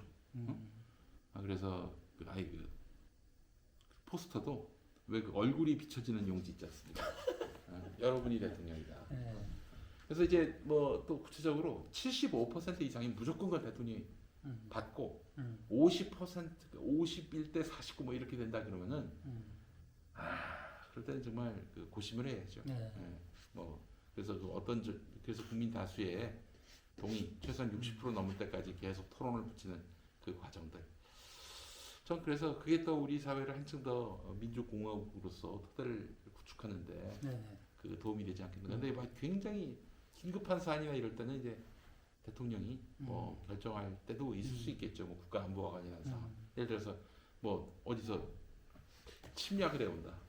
공격할까요 말까요? 이걸로 국민투표를 붙일 수는 없잖아요. 예. 그렇죠. 그거는 좀 시간적으로. 예, 그래서 그런 거 한번 해보는 거 말고는 이제 정치 바깥에서 할 역할도 많다. 예, 그런 생각을 갖고 있습니다. 그 예. 이사장님은 유튜브나 팟캐스트 이런 거 기획에 굉장히 규제.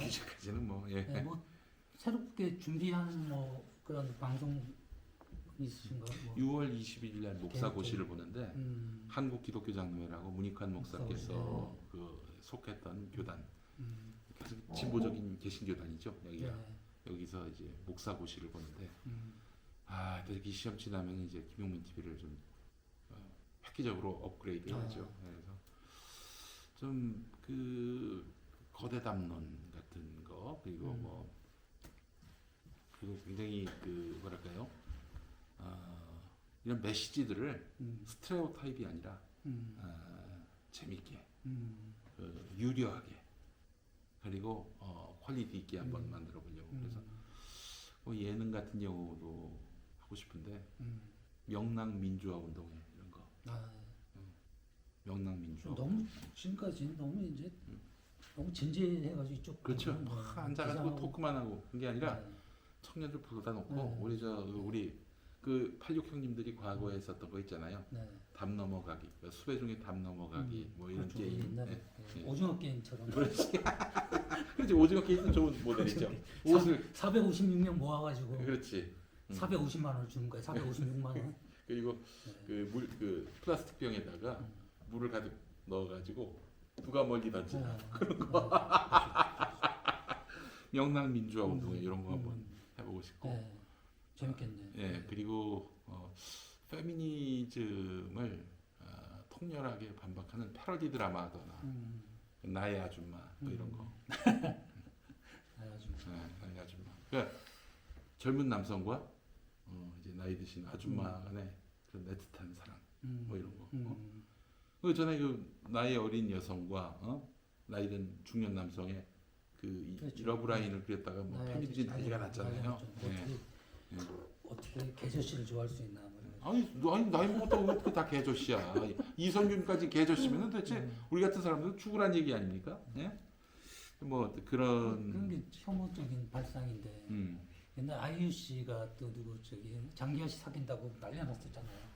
아주 사귀면 안 되나? 그러니까 나 참. 남이 사귀면 축복을 해주면 되지. 장기하가 아이유 씨를 때린 것도 아니고. 무슨 말이에요.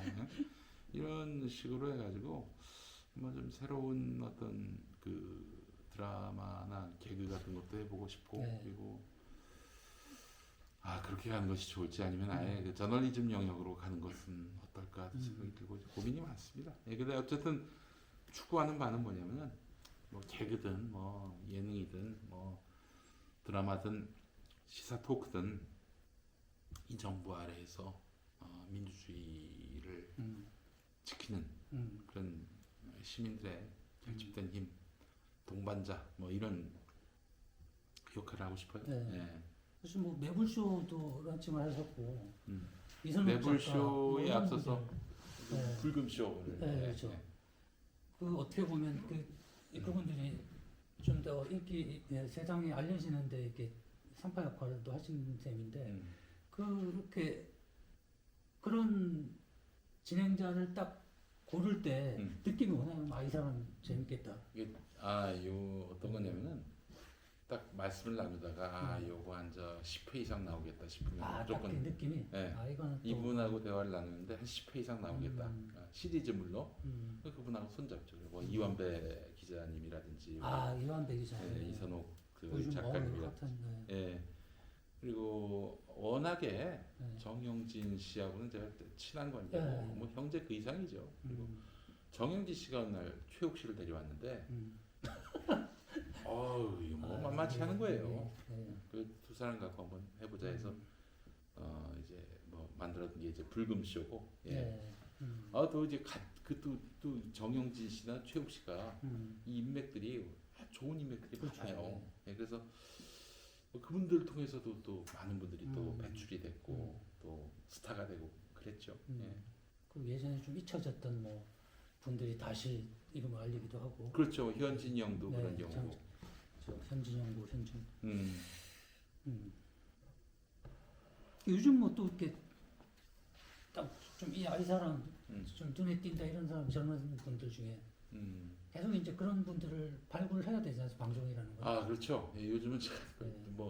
그 일들을 잘 못하고 있는데 그래서 목사고시 때문에 끝나면은 좀 목사고시. 두루두루 좀 만나. 6월 20일 날. 예, 21일. 네, 21일. 예. 그 성경 말씀 외우고 네. 안 어울리죠. 예. 네, 꼭 합격하시고요. 예. 네, 목사 말씀하셨으니까 기독교 개혁 운동도 계속 예, 그렇죠. 뭐 따지고 보면은 네. 따지고 보면 한 20년이 넘었어요. 네, 네. 그렇죠. 20년이 넘은 일이고 20년이 넘은 일이고 앞으로도 이제 할 사람이 많이 없어서 그런데 해야 되겠다 해서 그냥 여기까지 온 거예요. 사실 또 종교인으로서 굉장히 부담스러운 일이잖아요. 그래 전혀 이게 도움이 안 돼요, 사실은. 제가 기독교계에서는 제가 기독교 책도 많이 냈는데 악마처럼. 네, 다 그 기독교 책을 냈지만 네. 기독교 서점에 깔린 적도 없고 깔려도 금방 없어지고. 비판하는 쪽이니까. 네, 그리고 우리 심지어는 너 김용민이하고 친해? 이것 때문에 기독교계를 주 영업 무대로 삼는 분들이 저하고 이제 손절하는 경우도 약간 있고. 이제 뭐 다 이해하죠. 먹고 살려고 그러는데 뭐 어떡하겠어요. 생계가 있으니까. 이제 제가 한 20년 동안 이렇게 줄기차게 일해 오니까 네. 저쪽에 이제 이런 목사들이 저를 너무 싫어하죠. 근데 너무 싫어하는 것도 일종의 어떤 나에게는 장점일 수 있겠다. 일종의 훈장. 그리고 훈장보다는 투쟁에. 그렇죠. 그러니까 내가 그렇게 함으로써 내가 무슨 얘기를 해도 그게 놀라운 일이 아니게 되는 거예요. 그래서 그들한테 할 수 있는 모든 것들을 다 하는 겁니다. 목사들을 고발한다? 이건 진짜 벼락 맞을 짓인데 그렇죠. 이거 끊임없이 하잖아요. 신도들이 예. 가만히 뭐 반대를 하든 말든 그냥 뭐 나는 뭐 그냥 밀고 가니까 내 길을 간다. 예, 그렇죠. 이 일을 할 수 있다는 것 자체가 이거는 사실 좀 축복된 일이고 그렇기 때문에 사명으로 알고 가는 거예요. 아니 내가 무슨 뭐 이 사람 누구한테 박수 받으려고 뭐 돈 벌려고 그러는 것도 아니고. 이제 목사가 되는 이유는 무엇인가? 목사가 되려고 하는 이유는 뭐 여러 가지가 있는데 아니 어차피 이 바닥에서 저를 환영해 주는 사람은 없어요. 음. 목사 타이틀을 단다고 저를 목사로 인정하겠습니까? 그 인간들이 절대 인정 안 하겠지. 내가 윤석열이를 대통령으로 인정하지 않듯이 집회하고 하겠죠. 그들은 너무 저를 뭐 그렇다고 뭐 무슨 어떻게 교회에서 불러가지고 나한테 뭐 무슨 뭐 설교를 시킬 일도 없고 그럼에도 불구하고 하는 이유는 교회를 만들어 가지고 그렇게 해서 뭐 윤석열 정부 때 그런 사람들이 많을 것 같은데 네네. 어디 도망간단 말이에요. 네. 도망가는 사람들. 예. 근데 갈 데가 없어. 그래서 예전에 명동성당도 들어가고 그렇죠. 주계사도 들어갔잖아요. 주게. 네, 근데 지난번에 그 2015년에 11월에 민중총궐기 때 한상균 민주노총 위원장이 조계사 들어갔다가 쫓겨난 거 아닙니까? 네. 뭐 자기들은 뭐 화쟁으로 해서 네. 뭐 말도 안 되는 소리 왜 쫓겨난 거예요. 그거 보면서 야 이 씨발 이거 어떻게 이럴 수가 있냐. 어? 이 조계사의 이런 협량한 태도를 보면서 화가 나가지고 내가 목사가 되겠다. 그때도 물론 이제 벙커원 교회라고 네. 하긴 했었지만 그때는 뭐 무면허 무자격 설교자로 해서 했기 때문에 내가 안 되겠다. 체계적으로 공부를 하고 교단에 감행돼서 그렇게 해서 목사 안수를 받고 교회를 제대로 한번 세워보겠다. 이렇게 마음을 먹었던 거죠. 그래서 이제 만든 교회가 이 벙커원 교회고 주일에 여기서 이제 예배를 봐요. 예. 그 벙커원 교회를 만들어서 교회를 잘 지어가지고 네. 예를 들면 의로운 일을 하다가 도망치는 분들을 그냥 바로 여기 들어오시게 하고 숨겨주고 재워주고 먹여주고 뭐 모든 걸 다 이제 풀 코스로 서비스를 해드리는 그런 교회를 만들어서 아예 산에다가 그 이 성곽 두르고 그 앞에 그 성곽 주변에 그 워터 해저들을 그렇죠, 파가지고 해저들, 예. 네, 악어 풀고 그렇게 하는 방식으로 한번 해볼까. 그래서 교회 이름도 사실은 지금은 벙커원 교회인데 그때 가서 한번 좀 슬쩍 여쭤보려고 교회를. 뱀을 몇 마리 잡아오겠습니다. 예, 뱀도 좋습니다. 그래서 그때 그쯤 되면은 교회 이름을 전복교회로 한번 지어. 전복교회. 그 전복이 그 뜻이 아니라 조계사의 그 조계, 이 협량한 조계. 이거를 이제 말하자면은 조개를 업그레이드해서. 전복교회. 약간 조개 비하 발언이네. 형님 그렇게 생각하시면 안 되지. 뭐 그렇게 생각해요? 아니 조개란 게 있잖아요, 실제로. 그러니까. 그 아니 전복교회. 근데 왠지 전복에 비해서 조개가 좀 싸다고 해서 지금 좀 조개. 형님 박지현한테 물들었습니까? 짤짤이를 딸딸이로 듣고 말이야. 예, 아니, 저는 그걸 얘기한 게 아니라. 예. 그러면서 또 이게 수익 사업으로 전복 양식도. 아니 우리 교인 중에 그 광어 양식 하시는 분도 있어요. 예. 광어 양식. 예. 그래서 하여튼 이 교회가 무슨 복음 전파 인류 구원 뭐 좋아요. 그것도 좋은데 의로운 일하다가 도망쳤는데 숨겨줄 교회 하나쯤은 저희 대한민국 땅에 하나는 있어야 되지 않겠는가. 예전에 그 나라가 어떤 나라인가? 이 영국이었나? 네. 영국이 아니라 네덜란드였나? 영국은 아니었고요. 네덜란드였나? 벨기에였나? 까먹었는데 어떤 교회가 있었는데 그 교회에 그 난민이 왔어요. 네네. 근데 그 법에 따르면은 난민은 그 추방이에요. 그 사람들 추방 대상이야. 일가족이 추방당하게 생겼어. 그 자기 나라로 돌아가면 이제 완전히 고통의 길이 열리는 건데 그래서 어떤 교회가 그 난민을 불렀어요. 그래 놓고 예배를 시작한 거야. 그 나라 법에 따르면은 예배를 하면 경찰이나 공권력이 들어와서 회방 놓으면 바로 그냥 경을 칩니다. 불법이에요, 불법.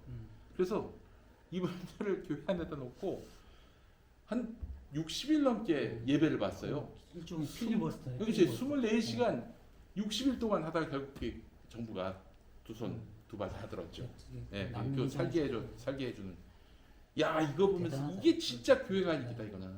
저게 바로 이 시대에게 부여된 그런 하나님의 사명이 아닌가 생각이 들어서 그런 교회를 한번 해보려고. 예, 그래서 그 당시에도 우리 교회가 2019년 12월이었는데 그 성탄절 즈음이었어요. 그래서 우리 교회가 24시간 여기서 24시간 릴레이 예배를 본 적이 있었어요. 예. 그런 기억이 납니다. 네. 힘들더라고, 그건 진짜. 근데 기독교 번제박물관 만든다고 뭐 예전에 말씀하셨던 것 같은데. 아직은 좀 미래 이야기인데 그 기독교 박물관이 많아요. 뭐 순교자 그렇죠. 박물관도 아무래도 있고 그렇겠죠. 뭐 네. 대개는 다 이제 기독교를 막 찬양하고 찬양하고 뭐 핍박받은 역사를 조명하고 음. 그러는데 기독교가 핍박만 받은 역사, 핍박받은 역사만 있었냐? 아니잖아요. 남을 괴롭히고 죽이고 그렇게 또 파괴하고 그런 짓도 많았다고. 그걸 기념하는 박물관을 한번 만들어보자. 기독교 범죄 역사 박물관. 어떤 것들이 이렇게 뭐 이를테면 뭐 빤스 목사의 빤스라는 아니요, 그거는 좀 그렇고 네. 이 기독교 역사를 한번 돌이켜 보자고요. 네. 뭐 십자군 전쟁부터 시작해서 그리고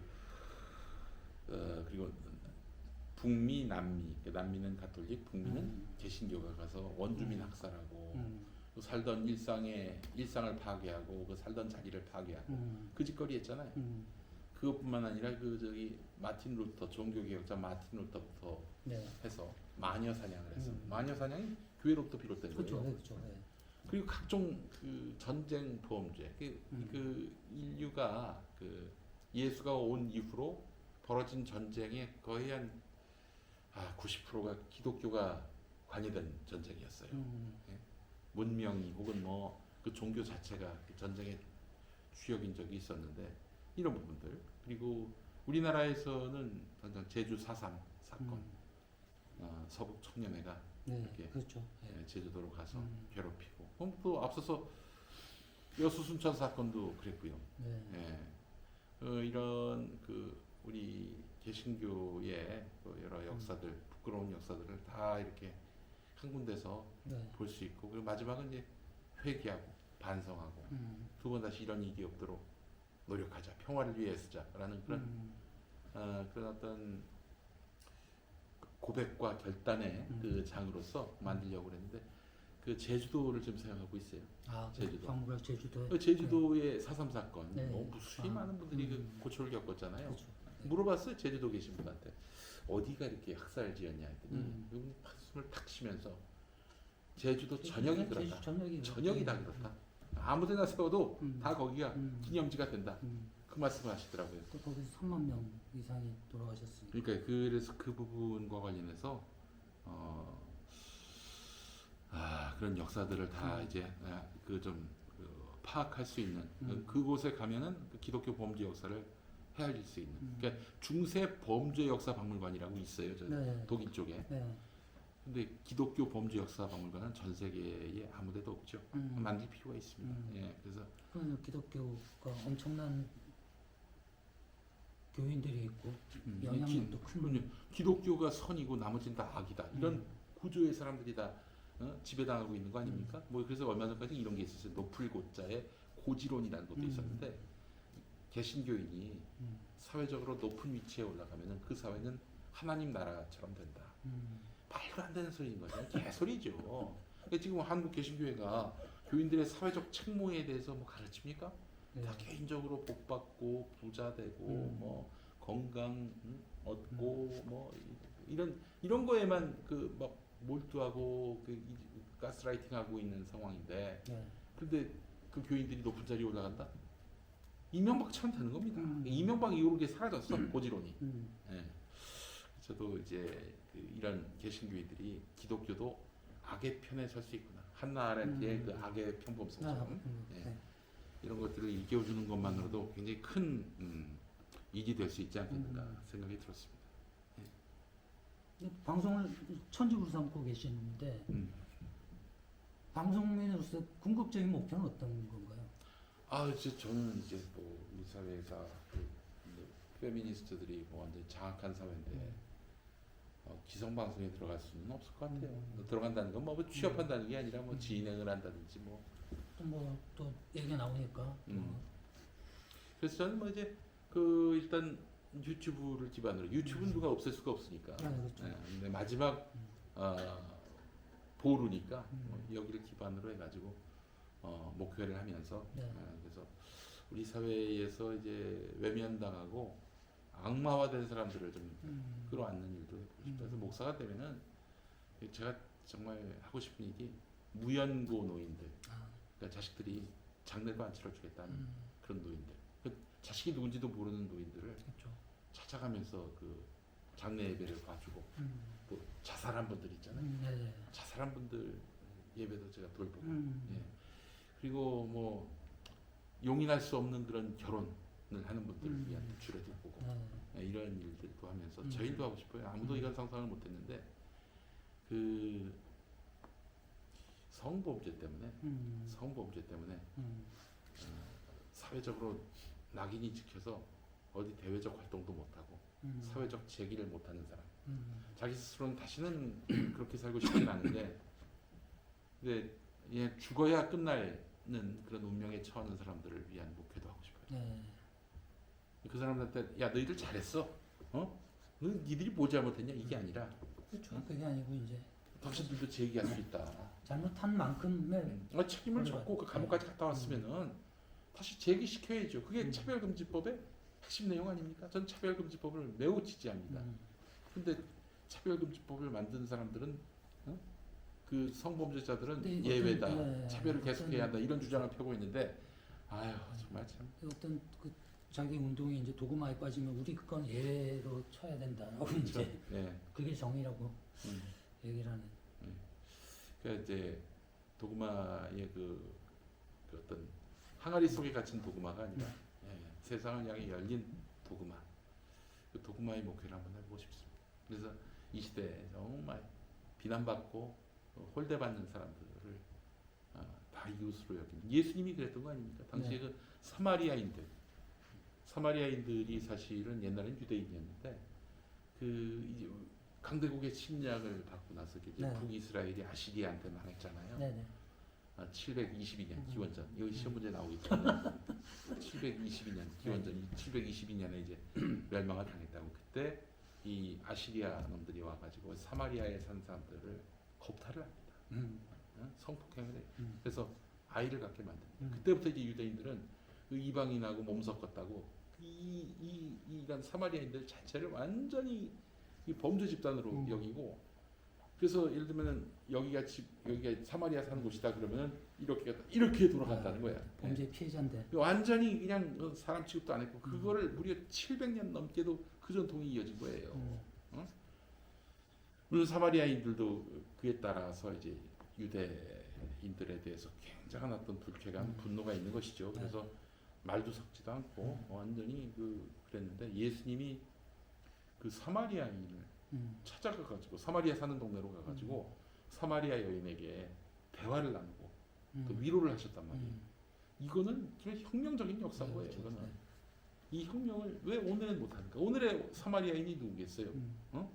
이런저런 또 사회적으로 완전히 박대당하고 멸시당하고 매장당한 사람들 아니겠어요? 왜 그들을 포기하는지 모르겠어요. 네. 그런 일들을 한번 해보고 싶습니다. 근데 합격을 해야 될 텐데. 근데 뭐 이런저런 스케줄도 많으시고 바쁘신데 계속 공부를 하시잖아요. 박사학위를 받으시고. 아니 얼마 전에 같이 있었잖아요, 형님. 네, 석사부도. 그 박사학위. 변희재가 1등 공신이라 해서. 아니 저기 그 우리 형님도 옆자리에 있었는데 이 변희재 씨가 얼마 전에 그 같이 앞에 계신 분이 황 의원 대표. 그 양반이 사실은 논문 표절, 논문 표절 잡는 이 인간의 형태로 된 카피킬러. 그 양반이 제 논문을 살펴봤는데 그렇죠. 없었다. 표적이 없었다. 없을 수밖에. 내가 근데 논문 쓸 때 그 앞에다가 변희재 사진을 붙여놓고 했어요. 변희재가 본다.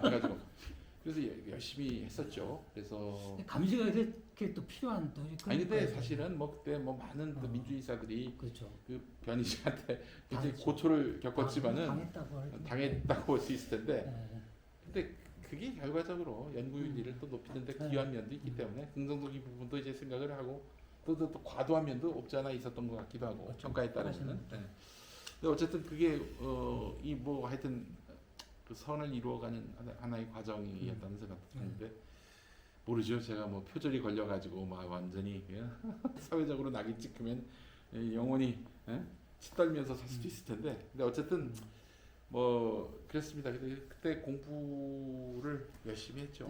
정말. 워낙 또 관심사기도 했고 그래서 또 많이 업그레이드가 됐고 이제 박사 논문 쓰면서 제가 느낀 게 뭐냐면은 내가 이제 모든 걸 다 아는 사람이 됐다가 아니라 와 내가 전에는 그 표피적으로만 알았던 것들이 연구하는 과정에서 진짜 많이 그 발전이 됐단 말이죠. 가장 깊게 들어가는 거니까 한 분야에 대해서. 네, 박사학위를 하면서 느낀 건 뭐냐면은 야 이게 내가 안다고 하는 게 전부가 아니구나라는 걸 알게 됐다는 거. 이게 제가 박사학위 하면서 박사학위증에 더해서 얻은 선물이라면 그런 거. 내가 모른다는 걸 아는 게 상당히 또 중요한. 예, 그렇죠. 예. 그래서 뭐 사실은 변희재 씨하고 방송 같이 하는 것도 내가 모르는 부분들을 많이 알 거 아니에요. 그분들한테 또 듣기도 하고 또 변희재 씨가 모르고 간과했던 부분들에 대해서 또 제가 설명을 하는 기회가 될 것이고. 예.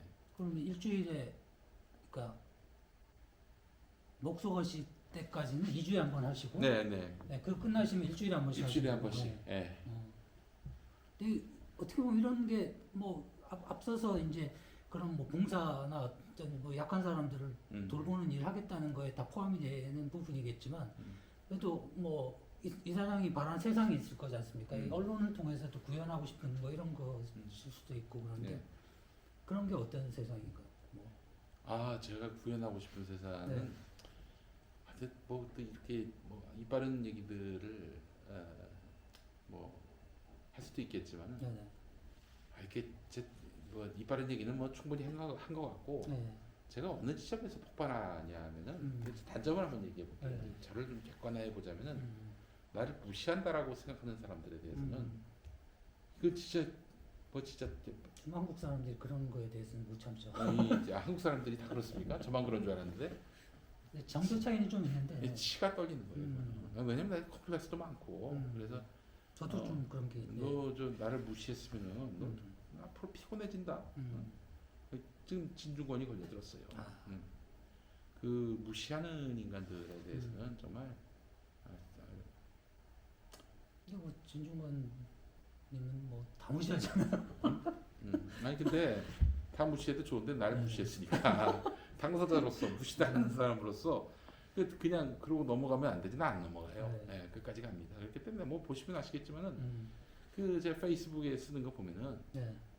이게 뭐 앞으로 어떻게 손잡을 수도 있는 사람들인데 저렇게 정말 야멸차고 정말 저렇게 그 혹독하게 비난할 수 있는가? 정의 민족인데. 나 이제 정의당도 정의 없어. 네. 정의당. 그렇지.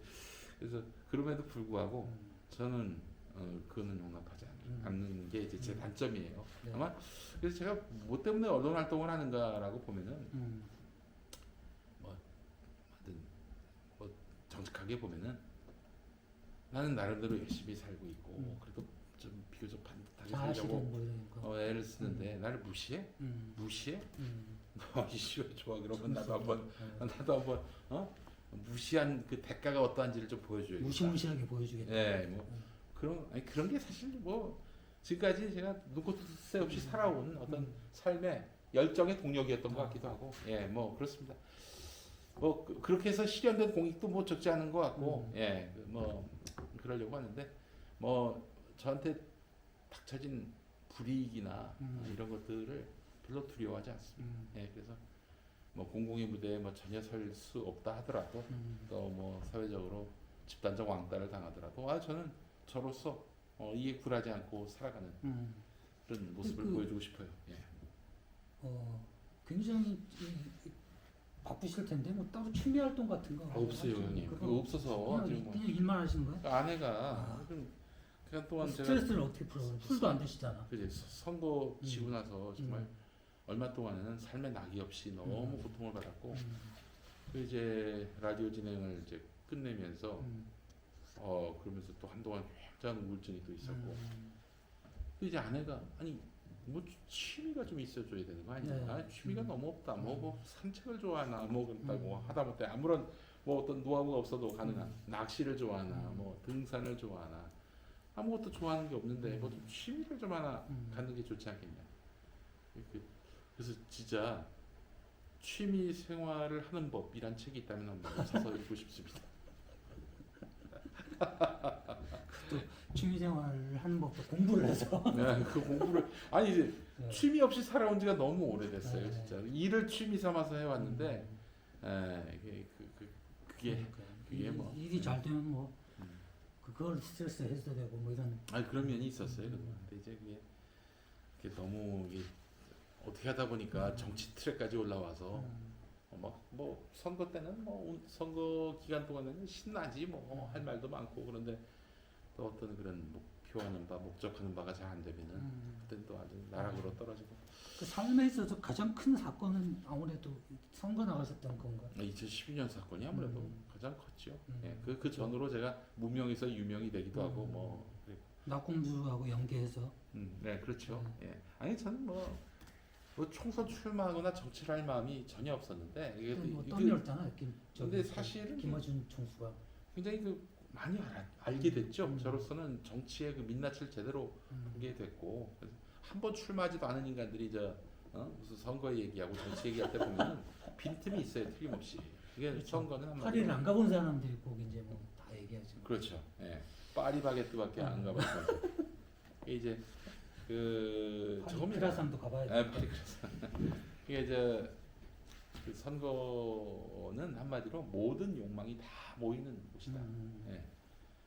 그 욕망과 친숙한 사람들이 하는 곳이고 저는 이 욕망을 그게 동력이 돼야 될. 떨어지고 나서 한참 뒤에야 그 욕망을 이해를 할 정도로 제가 아둔했어요. 아둔했어요. 좀 순진하신. 순진한 거죠. 순진하다기보다는 아둔한 게 아닌가 싶기도 한데, 이제 뭐 저는 그게 제 삶의 어떤 중요한 목표도 아니고 아마 정치를 했어도 한 번 하고 말았을 거예요. 만약에 당선됐더라도.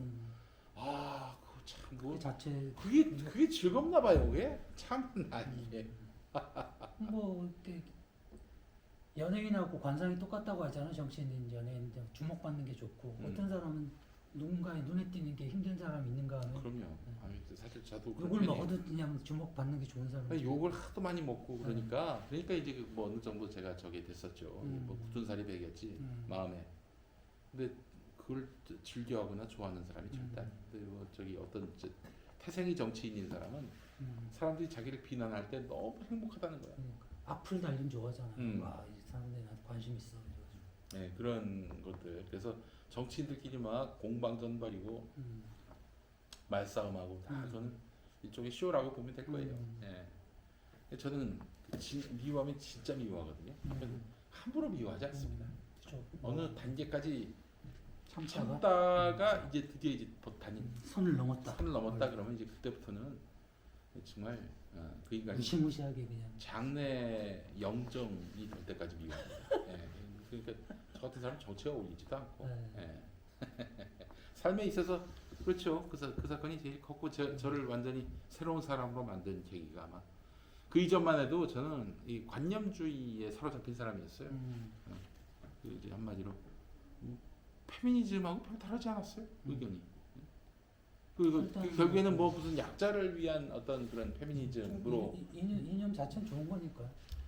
아니 뭐 이념도 별로 안 좋은 것 같아요. 페미니즘 자체가 이제 뭐 성평등의 목적으로 나왔지만은 근데 저는 그 이전만 해도 페미니즘이 갖는 이런 어떤 지배담론이 되고자 하는 그런 욕망들도 읽었지만은 그래도 페미니즘 남자들이 있는 저 자리에 우리가 가야 된다. 가부장 사회에서 그럴 수도 있는 거 아니야 라면서 사실은 그 지배담론이 되려는 그 욕망 자체를 못 본 척했던 거죠. 근데 이제 지금은 그래서는 안 될 것 같고 할 말은 해야죠. 이런 얘기를 할 사람들이 별로 없기 때문에 뭐 저는 저라도 열심히 또 얘기를 할 수밖에 없는 이선옥 것이고. 작가하고 많이 방송하셨잖아요. 이선옥 작가님 한테 많이 배웠죠. 제가 진짜 사사를 많이 받았습니다. 예. 그리고 그 양반도 원래 페미니스트였다고. 그렇죠, 페미니스트였죠. 그러다가 이제 드디어 그 민낯을 보고 생각을 바꿨는데 저는 이것이 어려운 바로 선택을 한 거죠. 뭐. 예.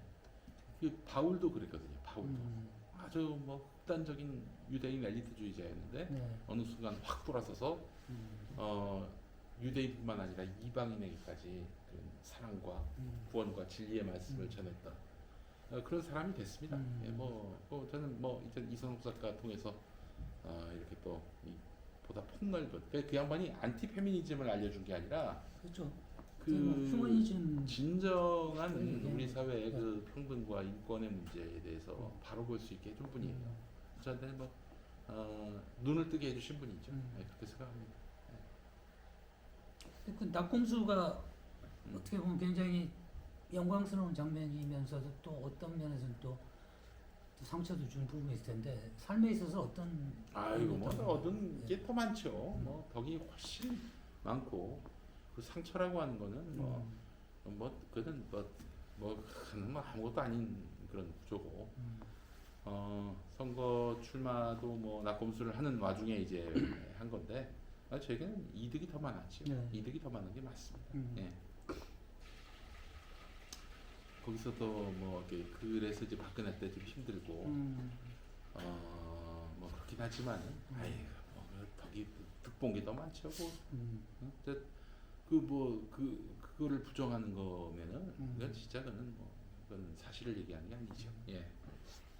근데 지금 어쨌든 대선에서 여러 가지 뭐 원인이 있다고 하더라도 졌다는 거는 일단 정권 정치에 실패했다는 거는 일정하게 민주당에 문제가 있다는 건데 지금 사실 지방선거가 끼어가지고 좀 시간이 없지 않습니까? 사실 반성할 시간이 부족한 상황인데 이게 끝나고 나면 우리가 왜 졌느냐 이걸 복귀를 해야 될 텐데 지금 조언을 좀 해줄 수 있나요? 어떤 부분 민주당이 고쳐야 된다? 아유 이게 저 뭐 다른 무엇보다도 그 국민의 마음을 잃은 거예요. 다수 국민의 마음을 잃은 거예요. 그걸 인정해야죠. 어떡하겠습니까? 윤석열이 좋아서 찍었다기보다는 그렇죠. 이 정권을 심판하려고 지난 정권을 윤석열이 심판하려고 그렇게 윤석열을 된 거는, 택한 거지. 네. 윤석열 좋아가지고 찍은 사람 별로 없어요. 내가 봤을 때는 그거는 가능하지 않은 얘기고 그렇기 때문에 윤석열을 알아야 됩니다. 자기가 좋아서 찍은 게 아니라 그 지난 정부를 그 심판할 목적으로 해서 자신이 이제 선택됐는데 자기도 심판받을 수 있다라는 그렇죠. 생각을 가져야 되는데 그런 마음이 없는 것 같아요. 그래서 심판 받아본 적이 별로 살면서 이제 어느 순간부터 뭐 검사라는 자리는 누군가를 단죄하고 뭐 신이잖아요 사실 거의. 심판을 받은 적이 있긴 하죠. 뭐 징계위원회 회부되기도 하고 그랬는데 그럴수록 그 사람은 자신의 권력 영향력을 확대하기 위해서 어떻게 하면은 내가 더 높은 자리에 올라갈 수 있겠는가, 힘 있는 자리에 올라갈 수 있겠는가를 골몰해 왔던 사람이고 네. 끊임없이 속여왔어요. 문재인 대통령 속여가지고 검찰총장 된 거 아닙니까? 가장 개혁적이고 가장 그 혁신적인 그런 검찰의 그 미래를 얘기했던 사람으로서 뭐 검경 수사권 조정이니 뭐 공수처니 다 지지했다는 거 아니에요. 그래서 됐는데 되자마자 조국을 털었지 않습니까? 속인 거예요. 지금 윤석열이 뭐 공약을 뭐 어겼다 그러는데 그 예상이 안 됩니까? 그게 예상이 당연히 돼야지요. 그 윤석열은 자기가 어떤 높은 자리에 올라가는 그런 과정이라면은 사람들 속이는 거에 대해서 조금 더 괴념치 않습니다. 그러니까 뭐 염치 같은 걸 느끼질 않아요. 예. 그래서 그거에 대해서 뭐 공약 위반, 뭐 어떤 사람은 또 취임사 뭐 분석하던데 정말 쓸데없는 짓입니다. 뭐 잔류가 뭐 몇 번 나왔다고. 아니 이게 저기 측근들하고의 대화가 그게 진심이자 인생관이자 철학이자 앞으로의 그 국가의 미래가 될 거예요. 그러니까 하여튼 뭐 이 민주당 같은 경우에는 왜 졌는가? 그 마음을 얻지 못했기 때문에 진 거예요. 왜 마음을 잃었는가? 저는 부동산 문제도요. 이게 사실 세계적으로 유동성이 많이 풀린 구조 속에서 비단 문재인 정부가 이 부동산 규제책을 잘 만들지 못해서 그랬다? 그거보다는 일단 그것도 역시 좀 저 문제가 있는 것 같아요. 그 부자들은 뭐 계속 저쪽을 찍을 겁니다만은 여러분들이 이렇게 세금을 많이 내주셔가지고 국가가 사회적으로 약한 분들 이런 분들을 돕는데 정말 많은 그런 역할을 했습니다. 여러분 진심으로 감사하고 그렇죠. 앞으로 정부는 이 세금을 허투루 쓰지 않겠습니다. 하면서 몸 낮춰서 대통령이 한마디라도 했으면은 조금은 달라지지 않았을까. 이제 한 최소한 27만 표 차는 좁힐 수 있지 않았을까 하는 그런 생각이 들어요. 근데 이 정권 초부터 뭐 비단 이 부동산 부자들뿐만 아니라 이 정부에 역행하거나 반대하는 사람들에 대해서는 악마화해온 측면들이 좀 분명히 있는 것 같아요. 근데 악마라서 악마화한 것도 있지만은 그러나 그 사람들의 그 재기의 가능성, 그게 그렇게 생각하더라도 사실 드러내서 음. 하는 것보다는 이렇게 말씀하신 것처럼 뭐 그게 정치지 않습니까? 이렇게 달래기도 하고 줄 거 줬고 뺏은 거 뺏고 이렇게 그게 좀 미숙하지 않아요? 저 나쁜 사람들이 있죠. 사실 뭐 수구 언론이나 이런 정말 불법을 일삼는 재벌이나 이런 사람들은 아주 간결하게 법으로 다 대응하고 뭐 가타부타 얘기하지 말고 근데 말은 많은데 처단은 하지 않고 그래서 이 사람들로 하여금 명분과 명분을 자꾸 준 거 아니에요. 그리고 실질적인 그런 국민들 그 다수 국민들이 결집할 수 있는 그러니까 이제 예를 들면 부동산 그 규제나 그 세금이 강해져 가지고 피해를 보는 국민들이 불특정이게 되면은 그게 또 결집이 됩니다. 조심해야 돼요. 그래서 사실은 특히 의식주 문제는 잘 다뤄야 되거든요. 의는 뭐 그렇다 치더라도 식 보십시오. 예전에 뭐 저기 광우병 쇠고기 왜 일어났겠어요? 먹는 문제니까 그런 거예요. 그 이념의 문제가 아니었잖아요. 중요하기도 하고 또 그때 거기서 좀 차별당한다 느껴지면 빈정상하잖아요. 그렇죠. 그래서 무상급식으로 민주당이 덕봤던 거고 주는 어떻습니까? 부동산 문제 아니에요. 이 부동산 문제와 관련해서 지금 저는 뭐 부자들은 그렇다 치더라도 집을 구하지 못해서 경기도로 밀려난 사람들 예. 그리고 서울에서 계속 올라가는 뭐 월세 전세 때문에 고통받는 사람들 그 두 층이잖아요. 부동산 불만층이 그 집값이 계속 올라가길 바라는 층과 그렇죠. 그리고 또 집값이 올라가다 보니까 세금을 많이 내는 사람들 네. 그리고 또 월세 전세 종부세. 그 비용이 계속 올라가면서 집을 포기해야 되는 사람. 이런 사람들 이 두 가지 사람들을 둘 다 잃은 거는 이거는 정치가 잘못했다라고 볼 수밖에 없는 거예요. 어느 한쪽을 택하든지 아니면 둘 다에게 원성을 좀 적게 받는다든지 그게 있었는데 그냥 어설프게 문제를 접근하다가 대개는 규칙으로 룰로 어떻게 한번 좀 바꿔보려고 했는데 그게 아니라 정서의 문제거든요. 그렇죠. 정서의 문제를 너무 간과해 왔던 것이 아닌가 생각이 들고 그래서 이런 부분에 있어서는 그 정서를 헤아릴 수 있는 그런 정치가 필요한데 그런 발상이 있는 사람은 이재명밖에 없어요. 그래서 기승절 이재명이 되는데 민주당 정치인 중에 그런 사람이 어디 있어요? 이런 일상에서의 어떤 시민들의 고충과 또 염려와 불만을 선제적으로 알고 선제적으로 대응하는 유일한 행정가가 바로 이재명이었어요. 그리고 솔직히 얘기해서 경기도에서 지난번 이겼잖아요. 이건 기현상이에요. 왜냐? 서울에서 결국에는 집값이 올라가는 바람에 살지 못해서 경기도로 온 분들이 상당수인데 그분들이 민주당을 찍었단 말이에요. 누구 때문에 이 경기도에 왔는데 그런데 5% 가까이 이긴 거 아닙니까? 이거는 이재명의 그 행정으로 그 결국에는 그렇죠. 그 설득이 된 거예요. 자기를 반대하거나 싫어했던 사람들도 그러니까 설득을 한 거니까. 그래서 이재명의 가치를 좀 민주당이 좀 알고요. 아마 또 당대표 선거에 8월에 이제 이재명 후보가 나가면은 대장동 들먹이는 이런 경쟁자들이 나올 겁니다. 저기 이낙연 씨 보니까 그 뭐 대장동권과 관련해서 조금 더 그 이 생각이 바뀌거나 하는 게 없었어요. 또 뭐 그걸 지렛대로 또 뭐 일단 자기 정치적인 입지를 아니 사실은 저 대장동권과 관련해서 윤석열이 처음에는 조용히 있었어요. 그걸 쟁점화한 사람이 유승민하고 홍준표지. 한동안 윤석열은 조용히 했어요. 왜 그랬겠습니까? 뭐 김만배 녹취록에서 다 나오잖아요.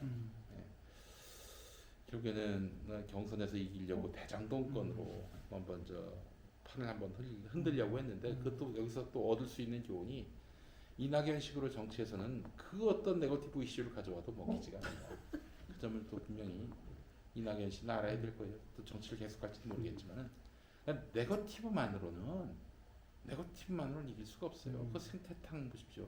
오세훈. 그거 치명적이거든요. 거짓말한 거 아닙니까?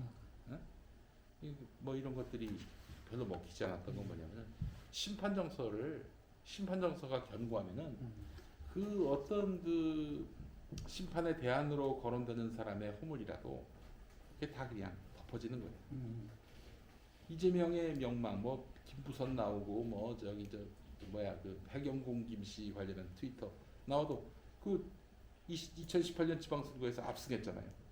과반을 넘어서 60%를 그렇죠. 넘은. 그게 왜 그러겠어요? 이재명의 그 성남시정에 대한 그 평가, 또 문재인 대통령에 대한 인기 이런 것들이 더해진 거 아닙니까? 제 아무리 그뭐 떠들어 대도 안 먹힌단 말이죠. 그러니까 어떤 네거티브만으로 판을 뒤집어 엎는다는 거는 이제는 그거는 전혀 통하지 않는 얘기다. 라는 걸 이번에 좀 단단히 느끼게 됐습니다. 그 지금 윤석열 정부에 대한 좀 기대치가 굉장히 낮잖아요. 네. 여당 지금 뭐 민주당이 의석수도 170석 가까이 되고 이러는데 앞으로 그 정부는 어떻게 될까요? 일단은 네. 뭐 지방선거 결과를 봐야 되는데 네.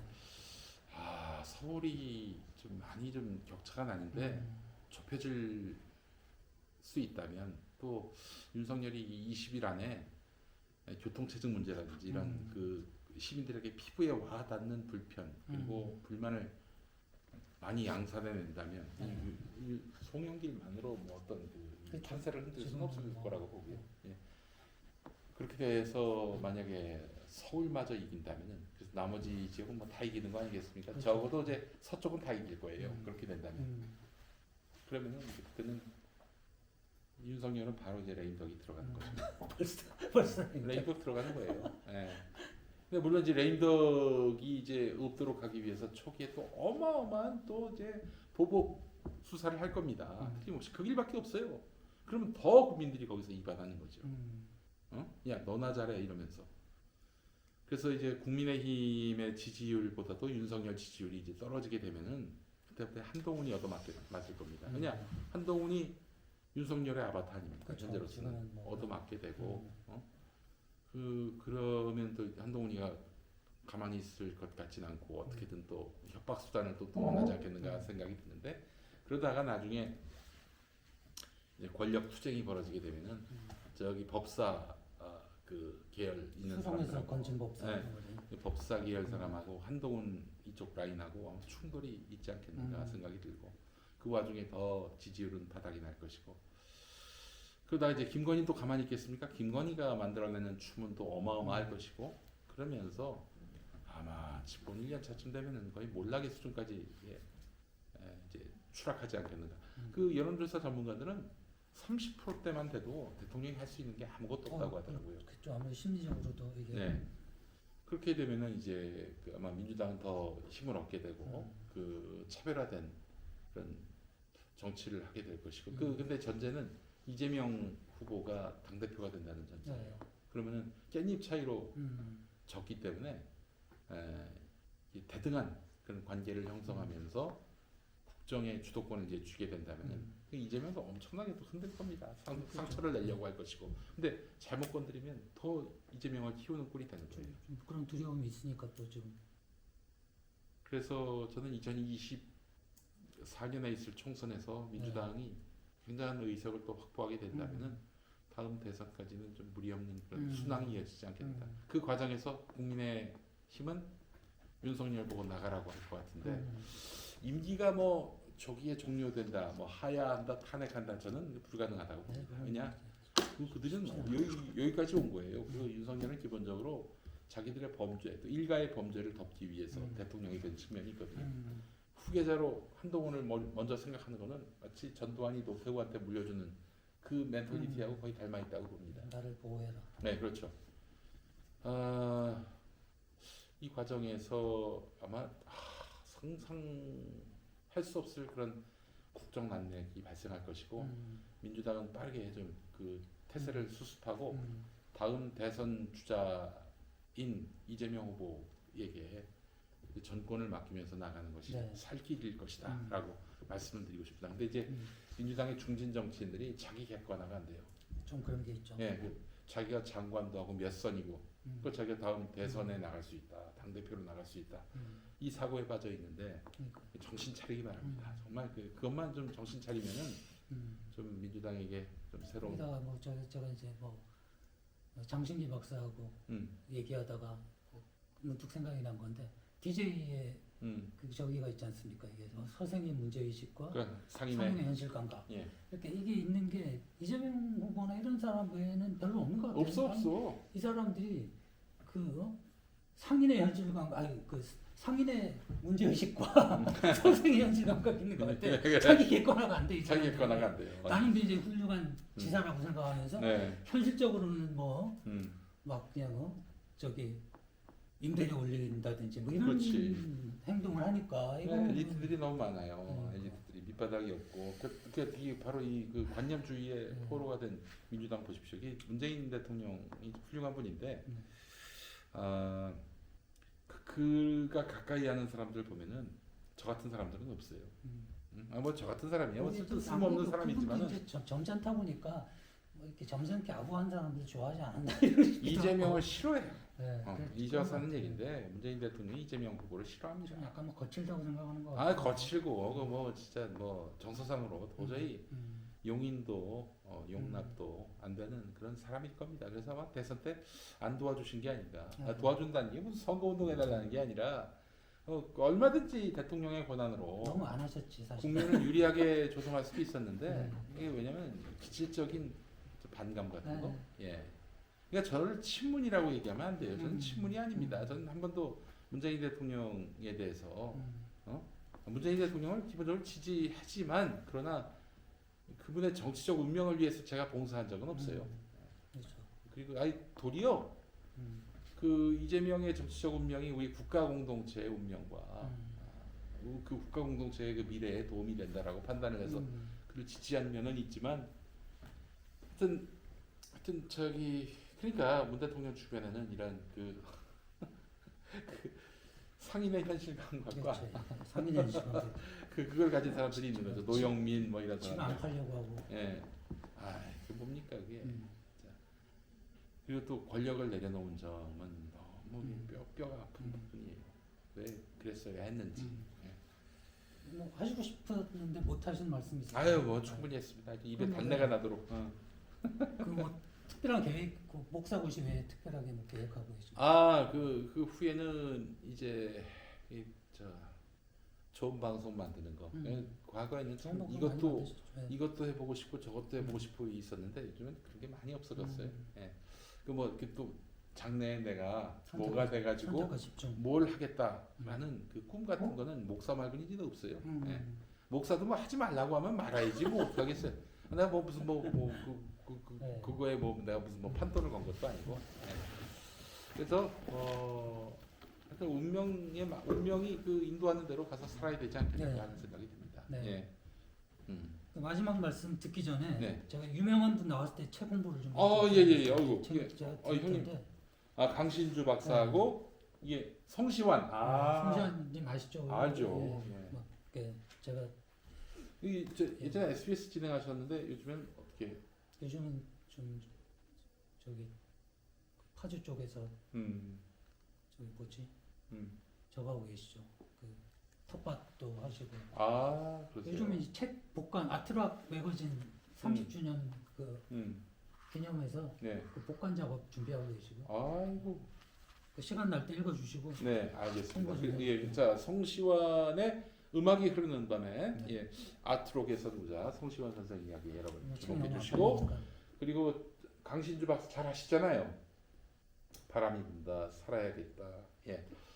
강신주 박사님 이야기도 담겨 있습니다. 요즘 어떻게 지내시나요? 살이 너무 빠지셨다는 얘기가 있어서. 아직도 좀 건강이 좀 완전치 않으셔가지고. 예. 저도 좀 살이 빠졌다고 그러는데 강신 박사님은 더 빠지셔가지고. 아하, 예. 20kg 빠지셨다고 하니까.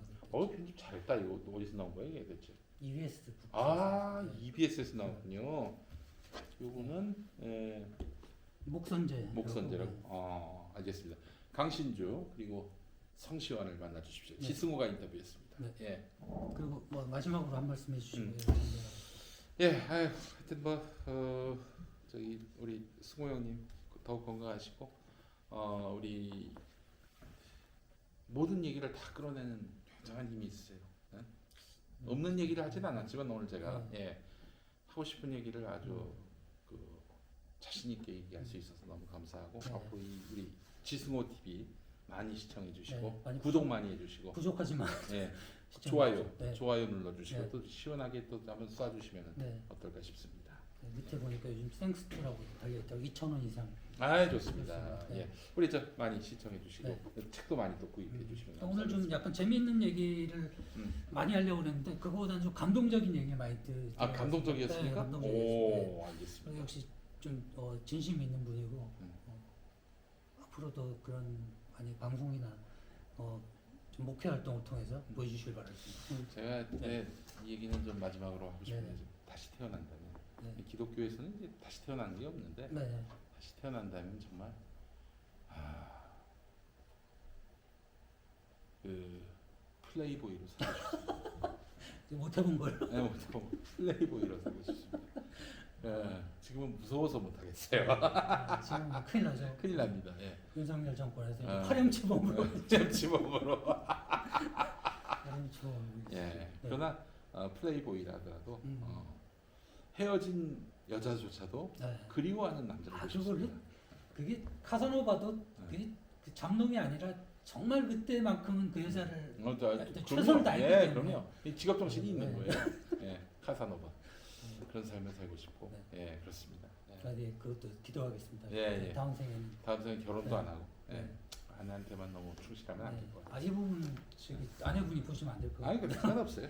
네, 그러면 그럴 일이 없기 때문에 아내는 피식 웃고 네. 맙니다. 예. 그러면 저희는 물러가겠습니다. 네, 감사합니다. 네. 고맙습니다. 예. 아유, 의원님 감사합니다. 아유. 아이고.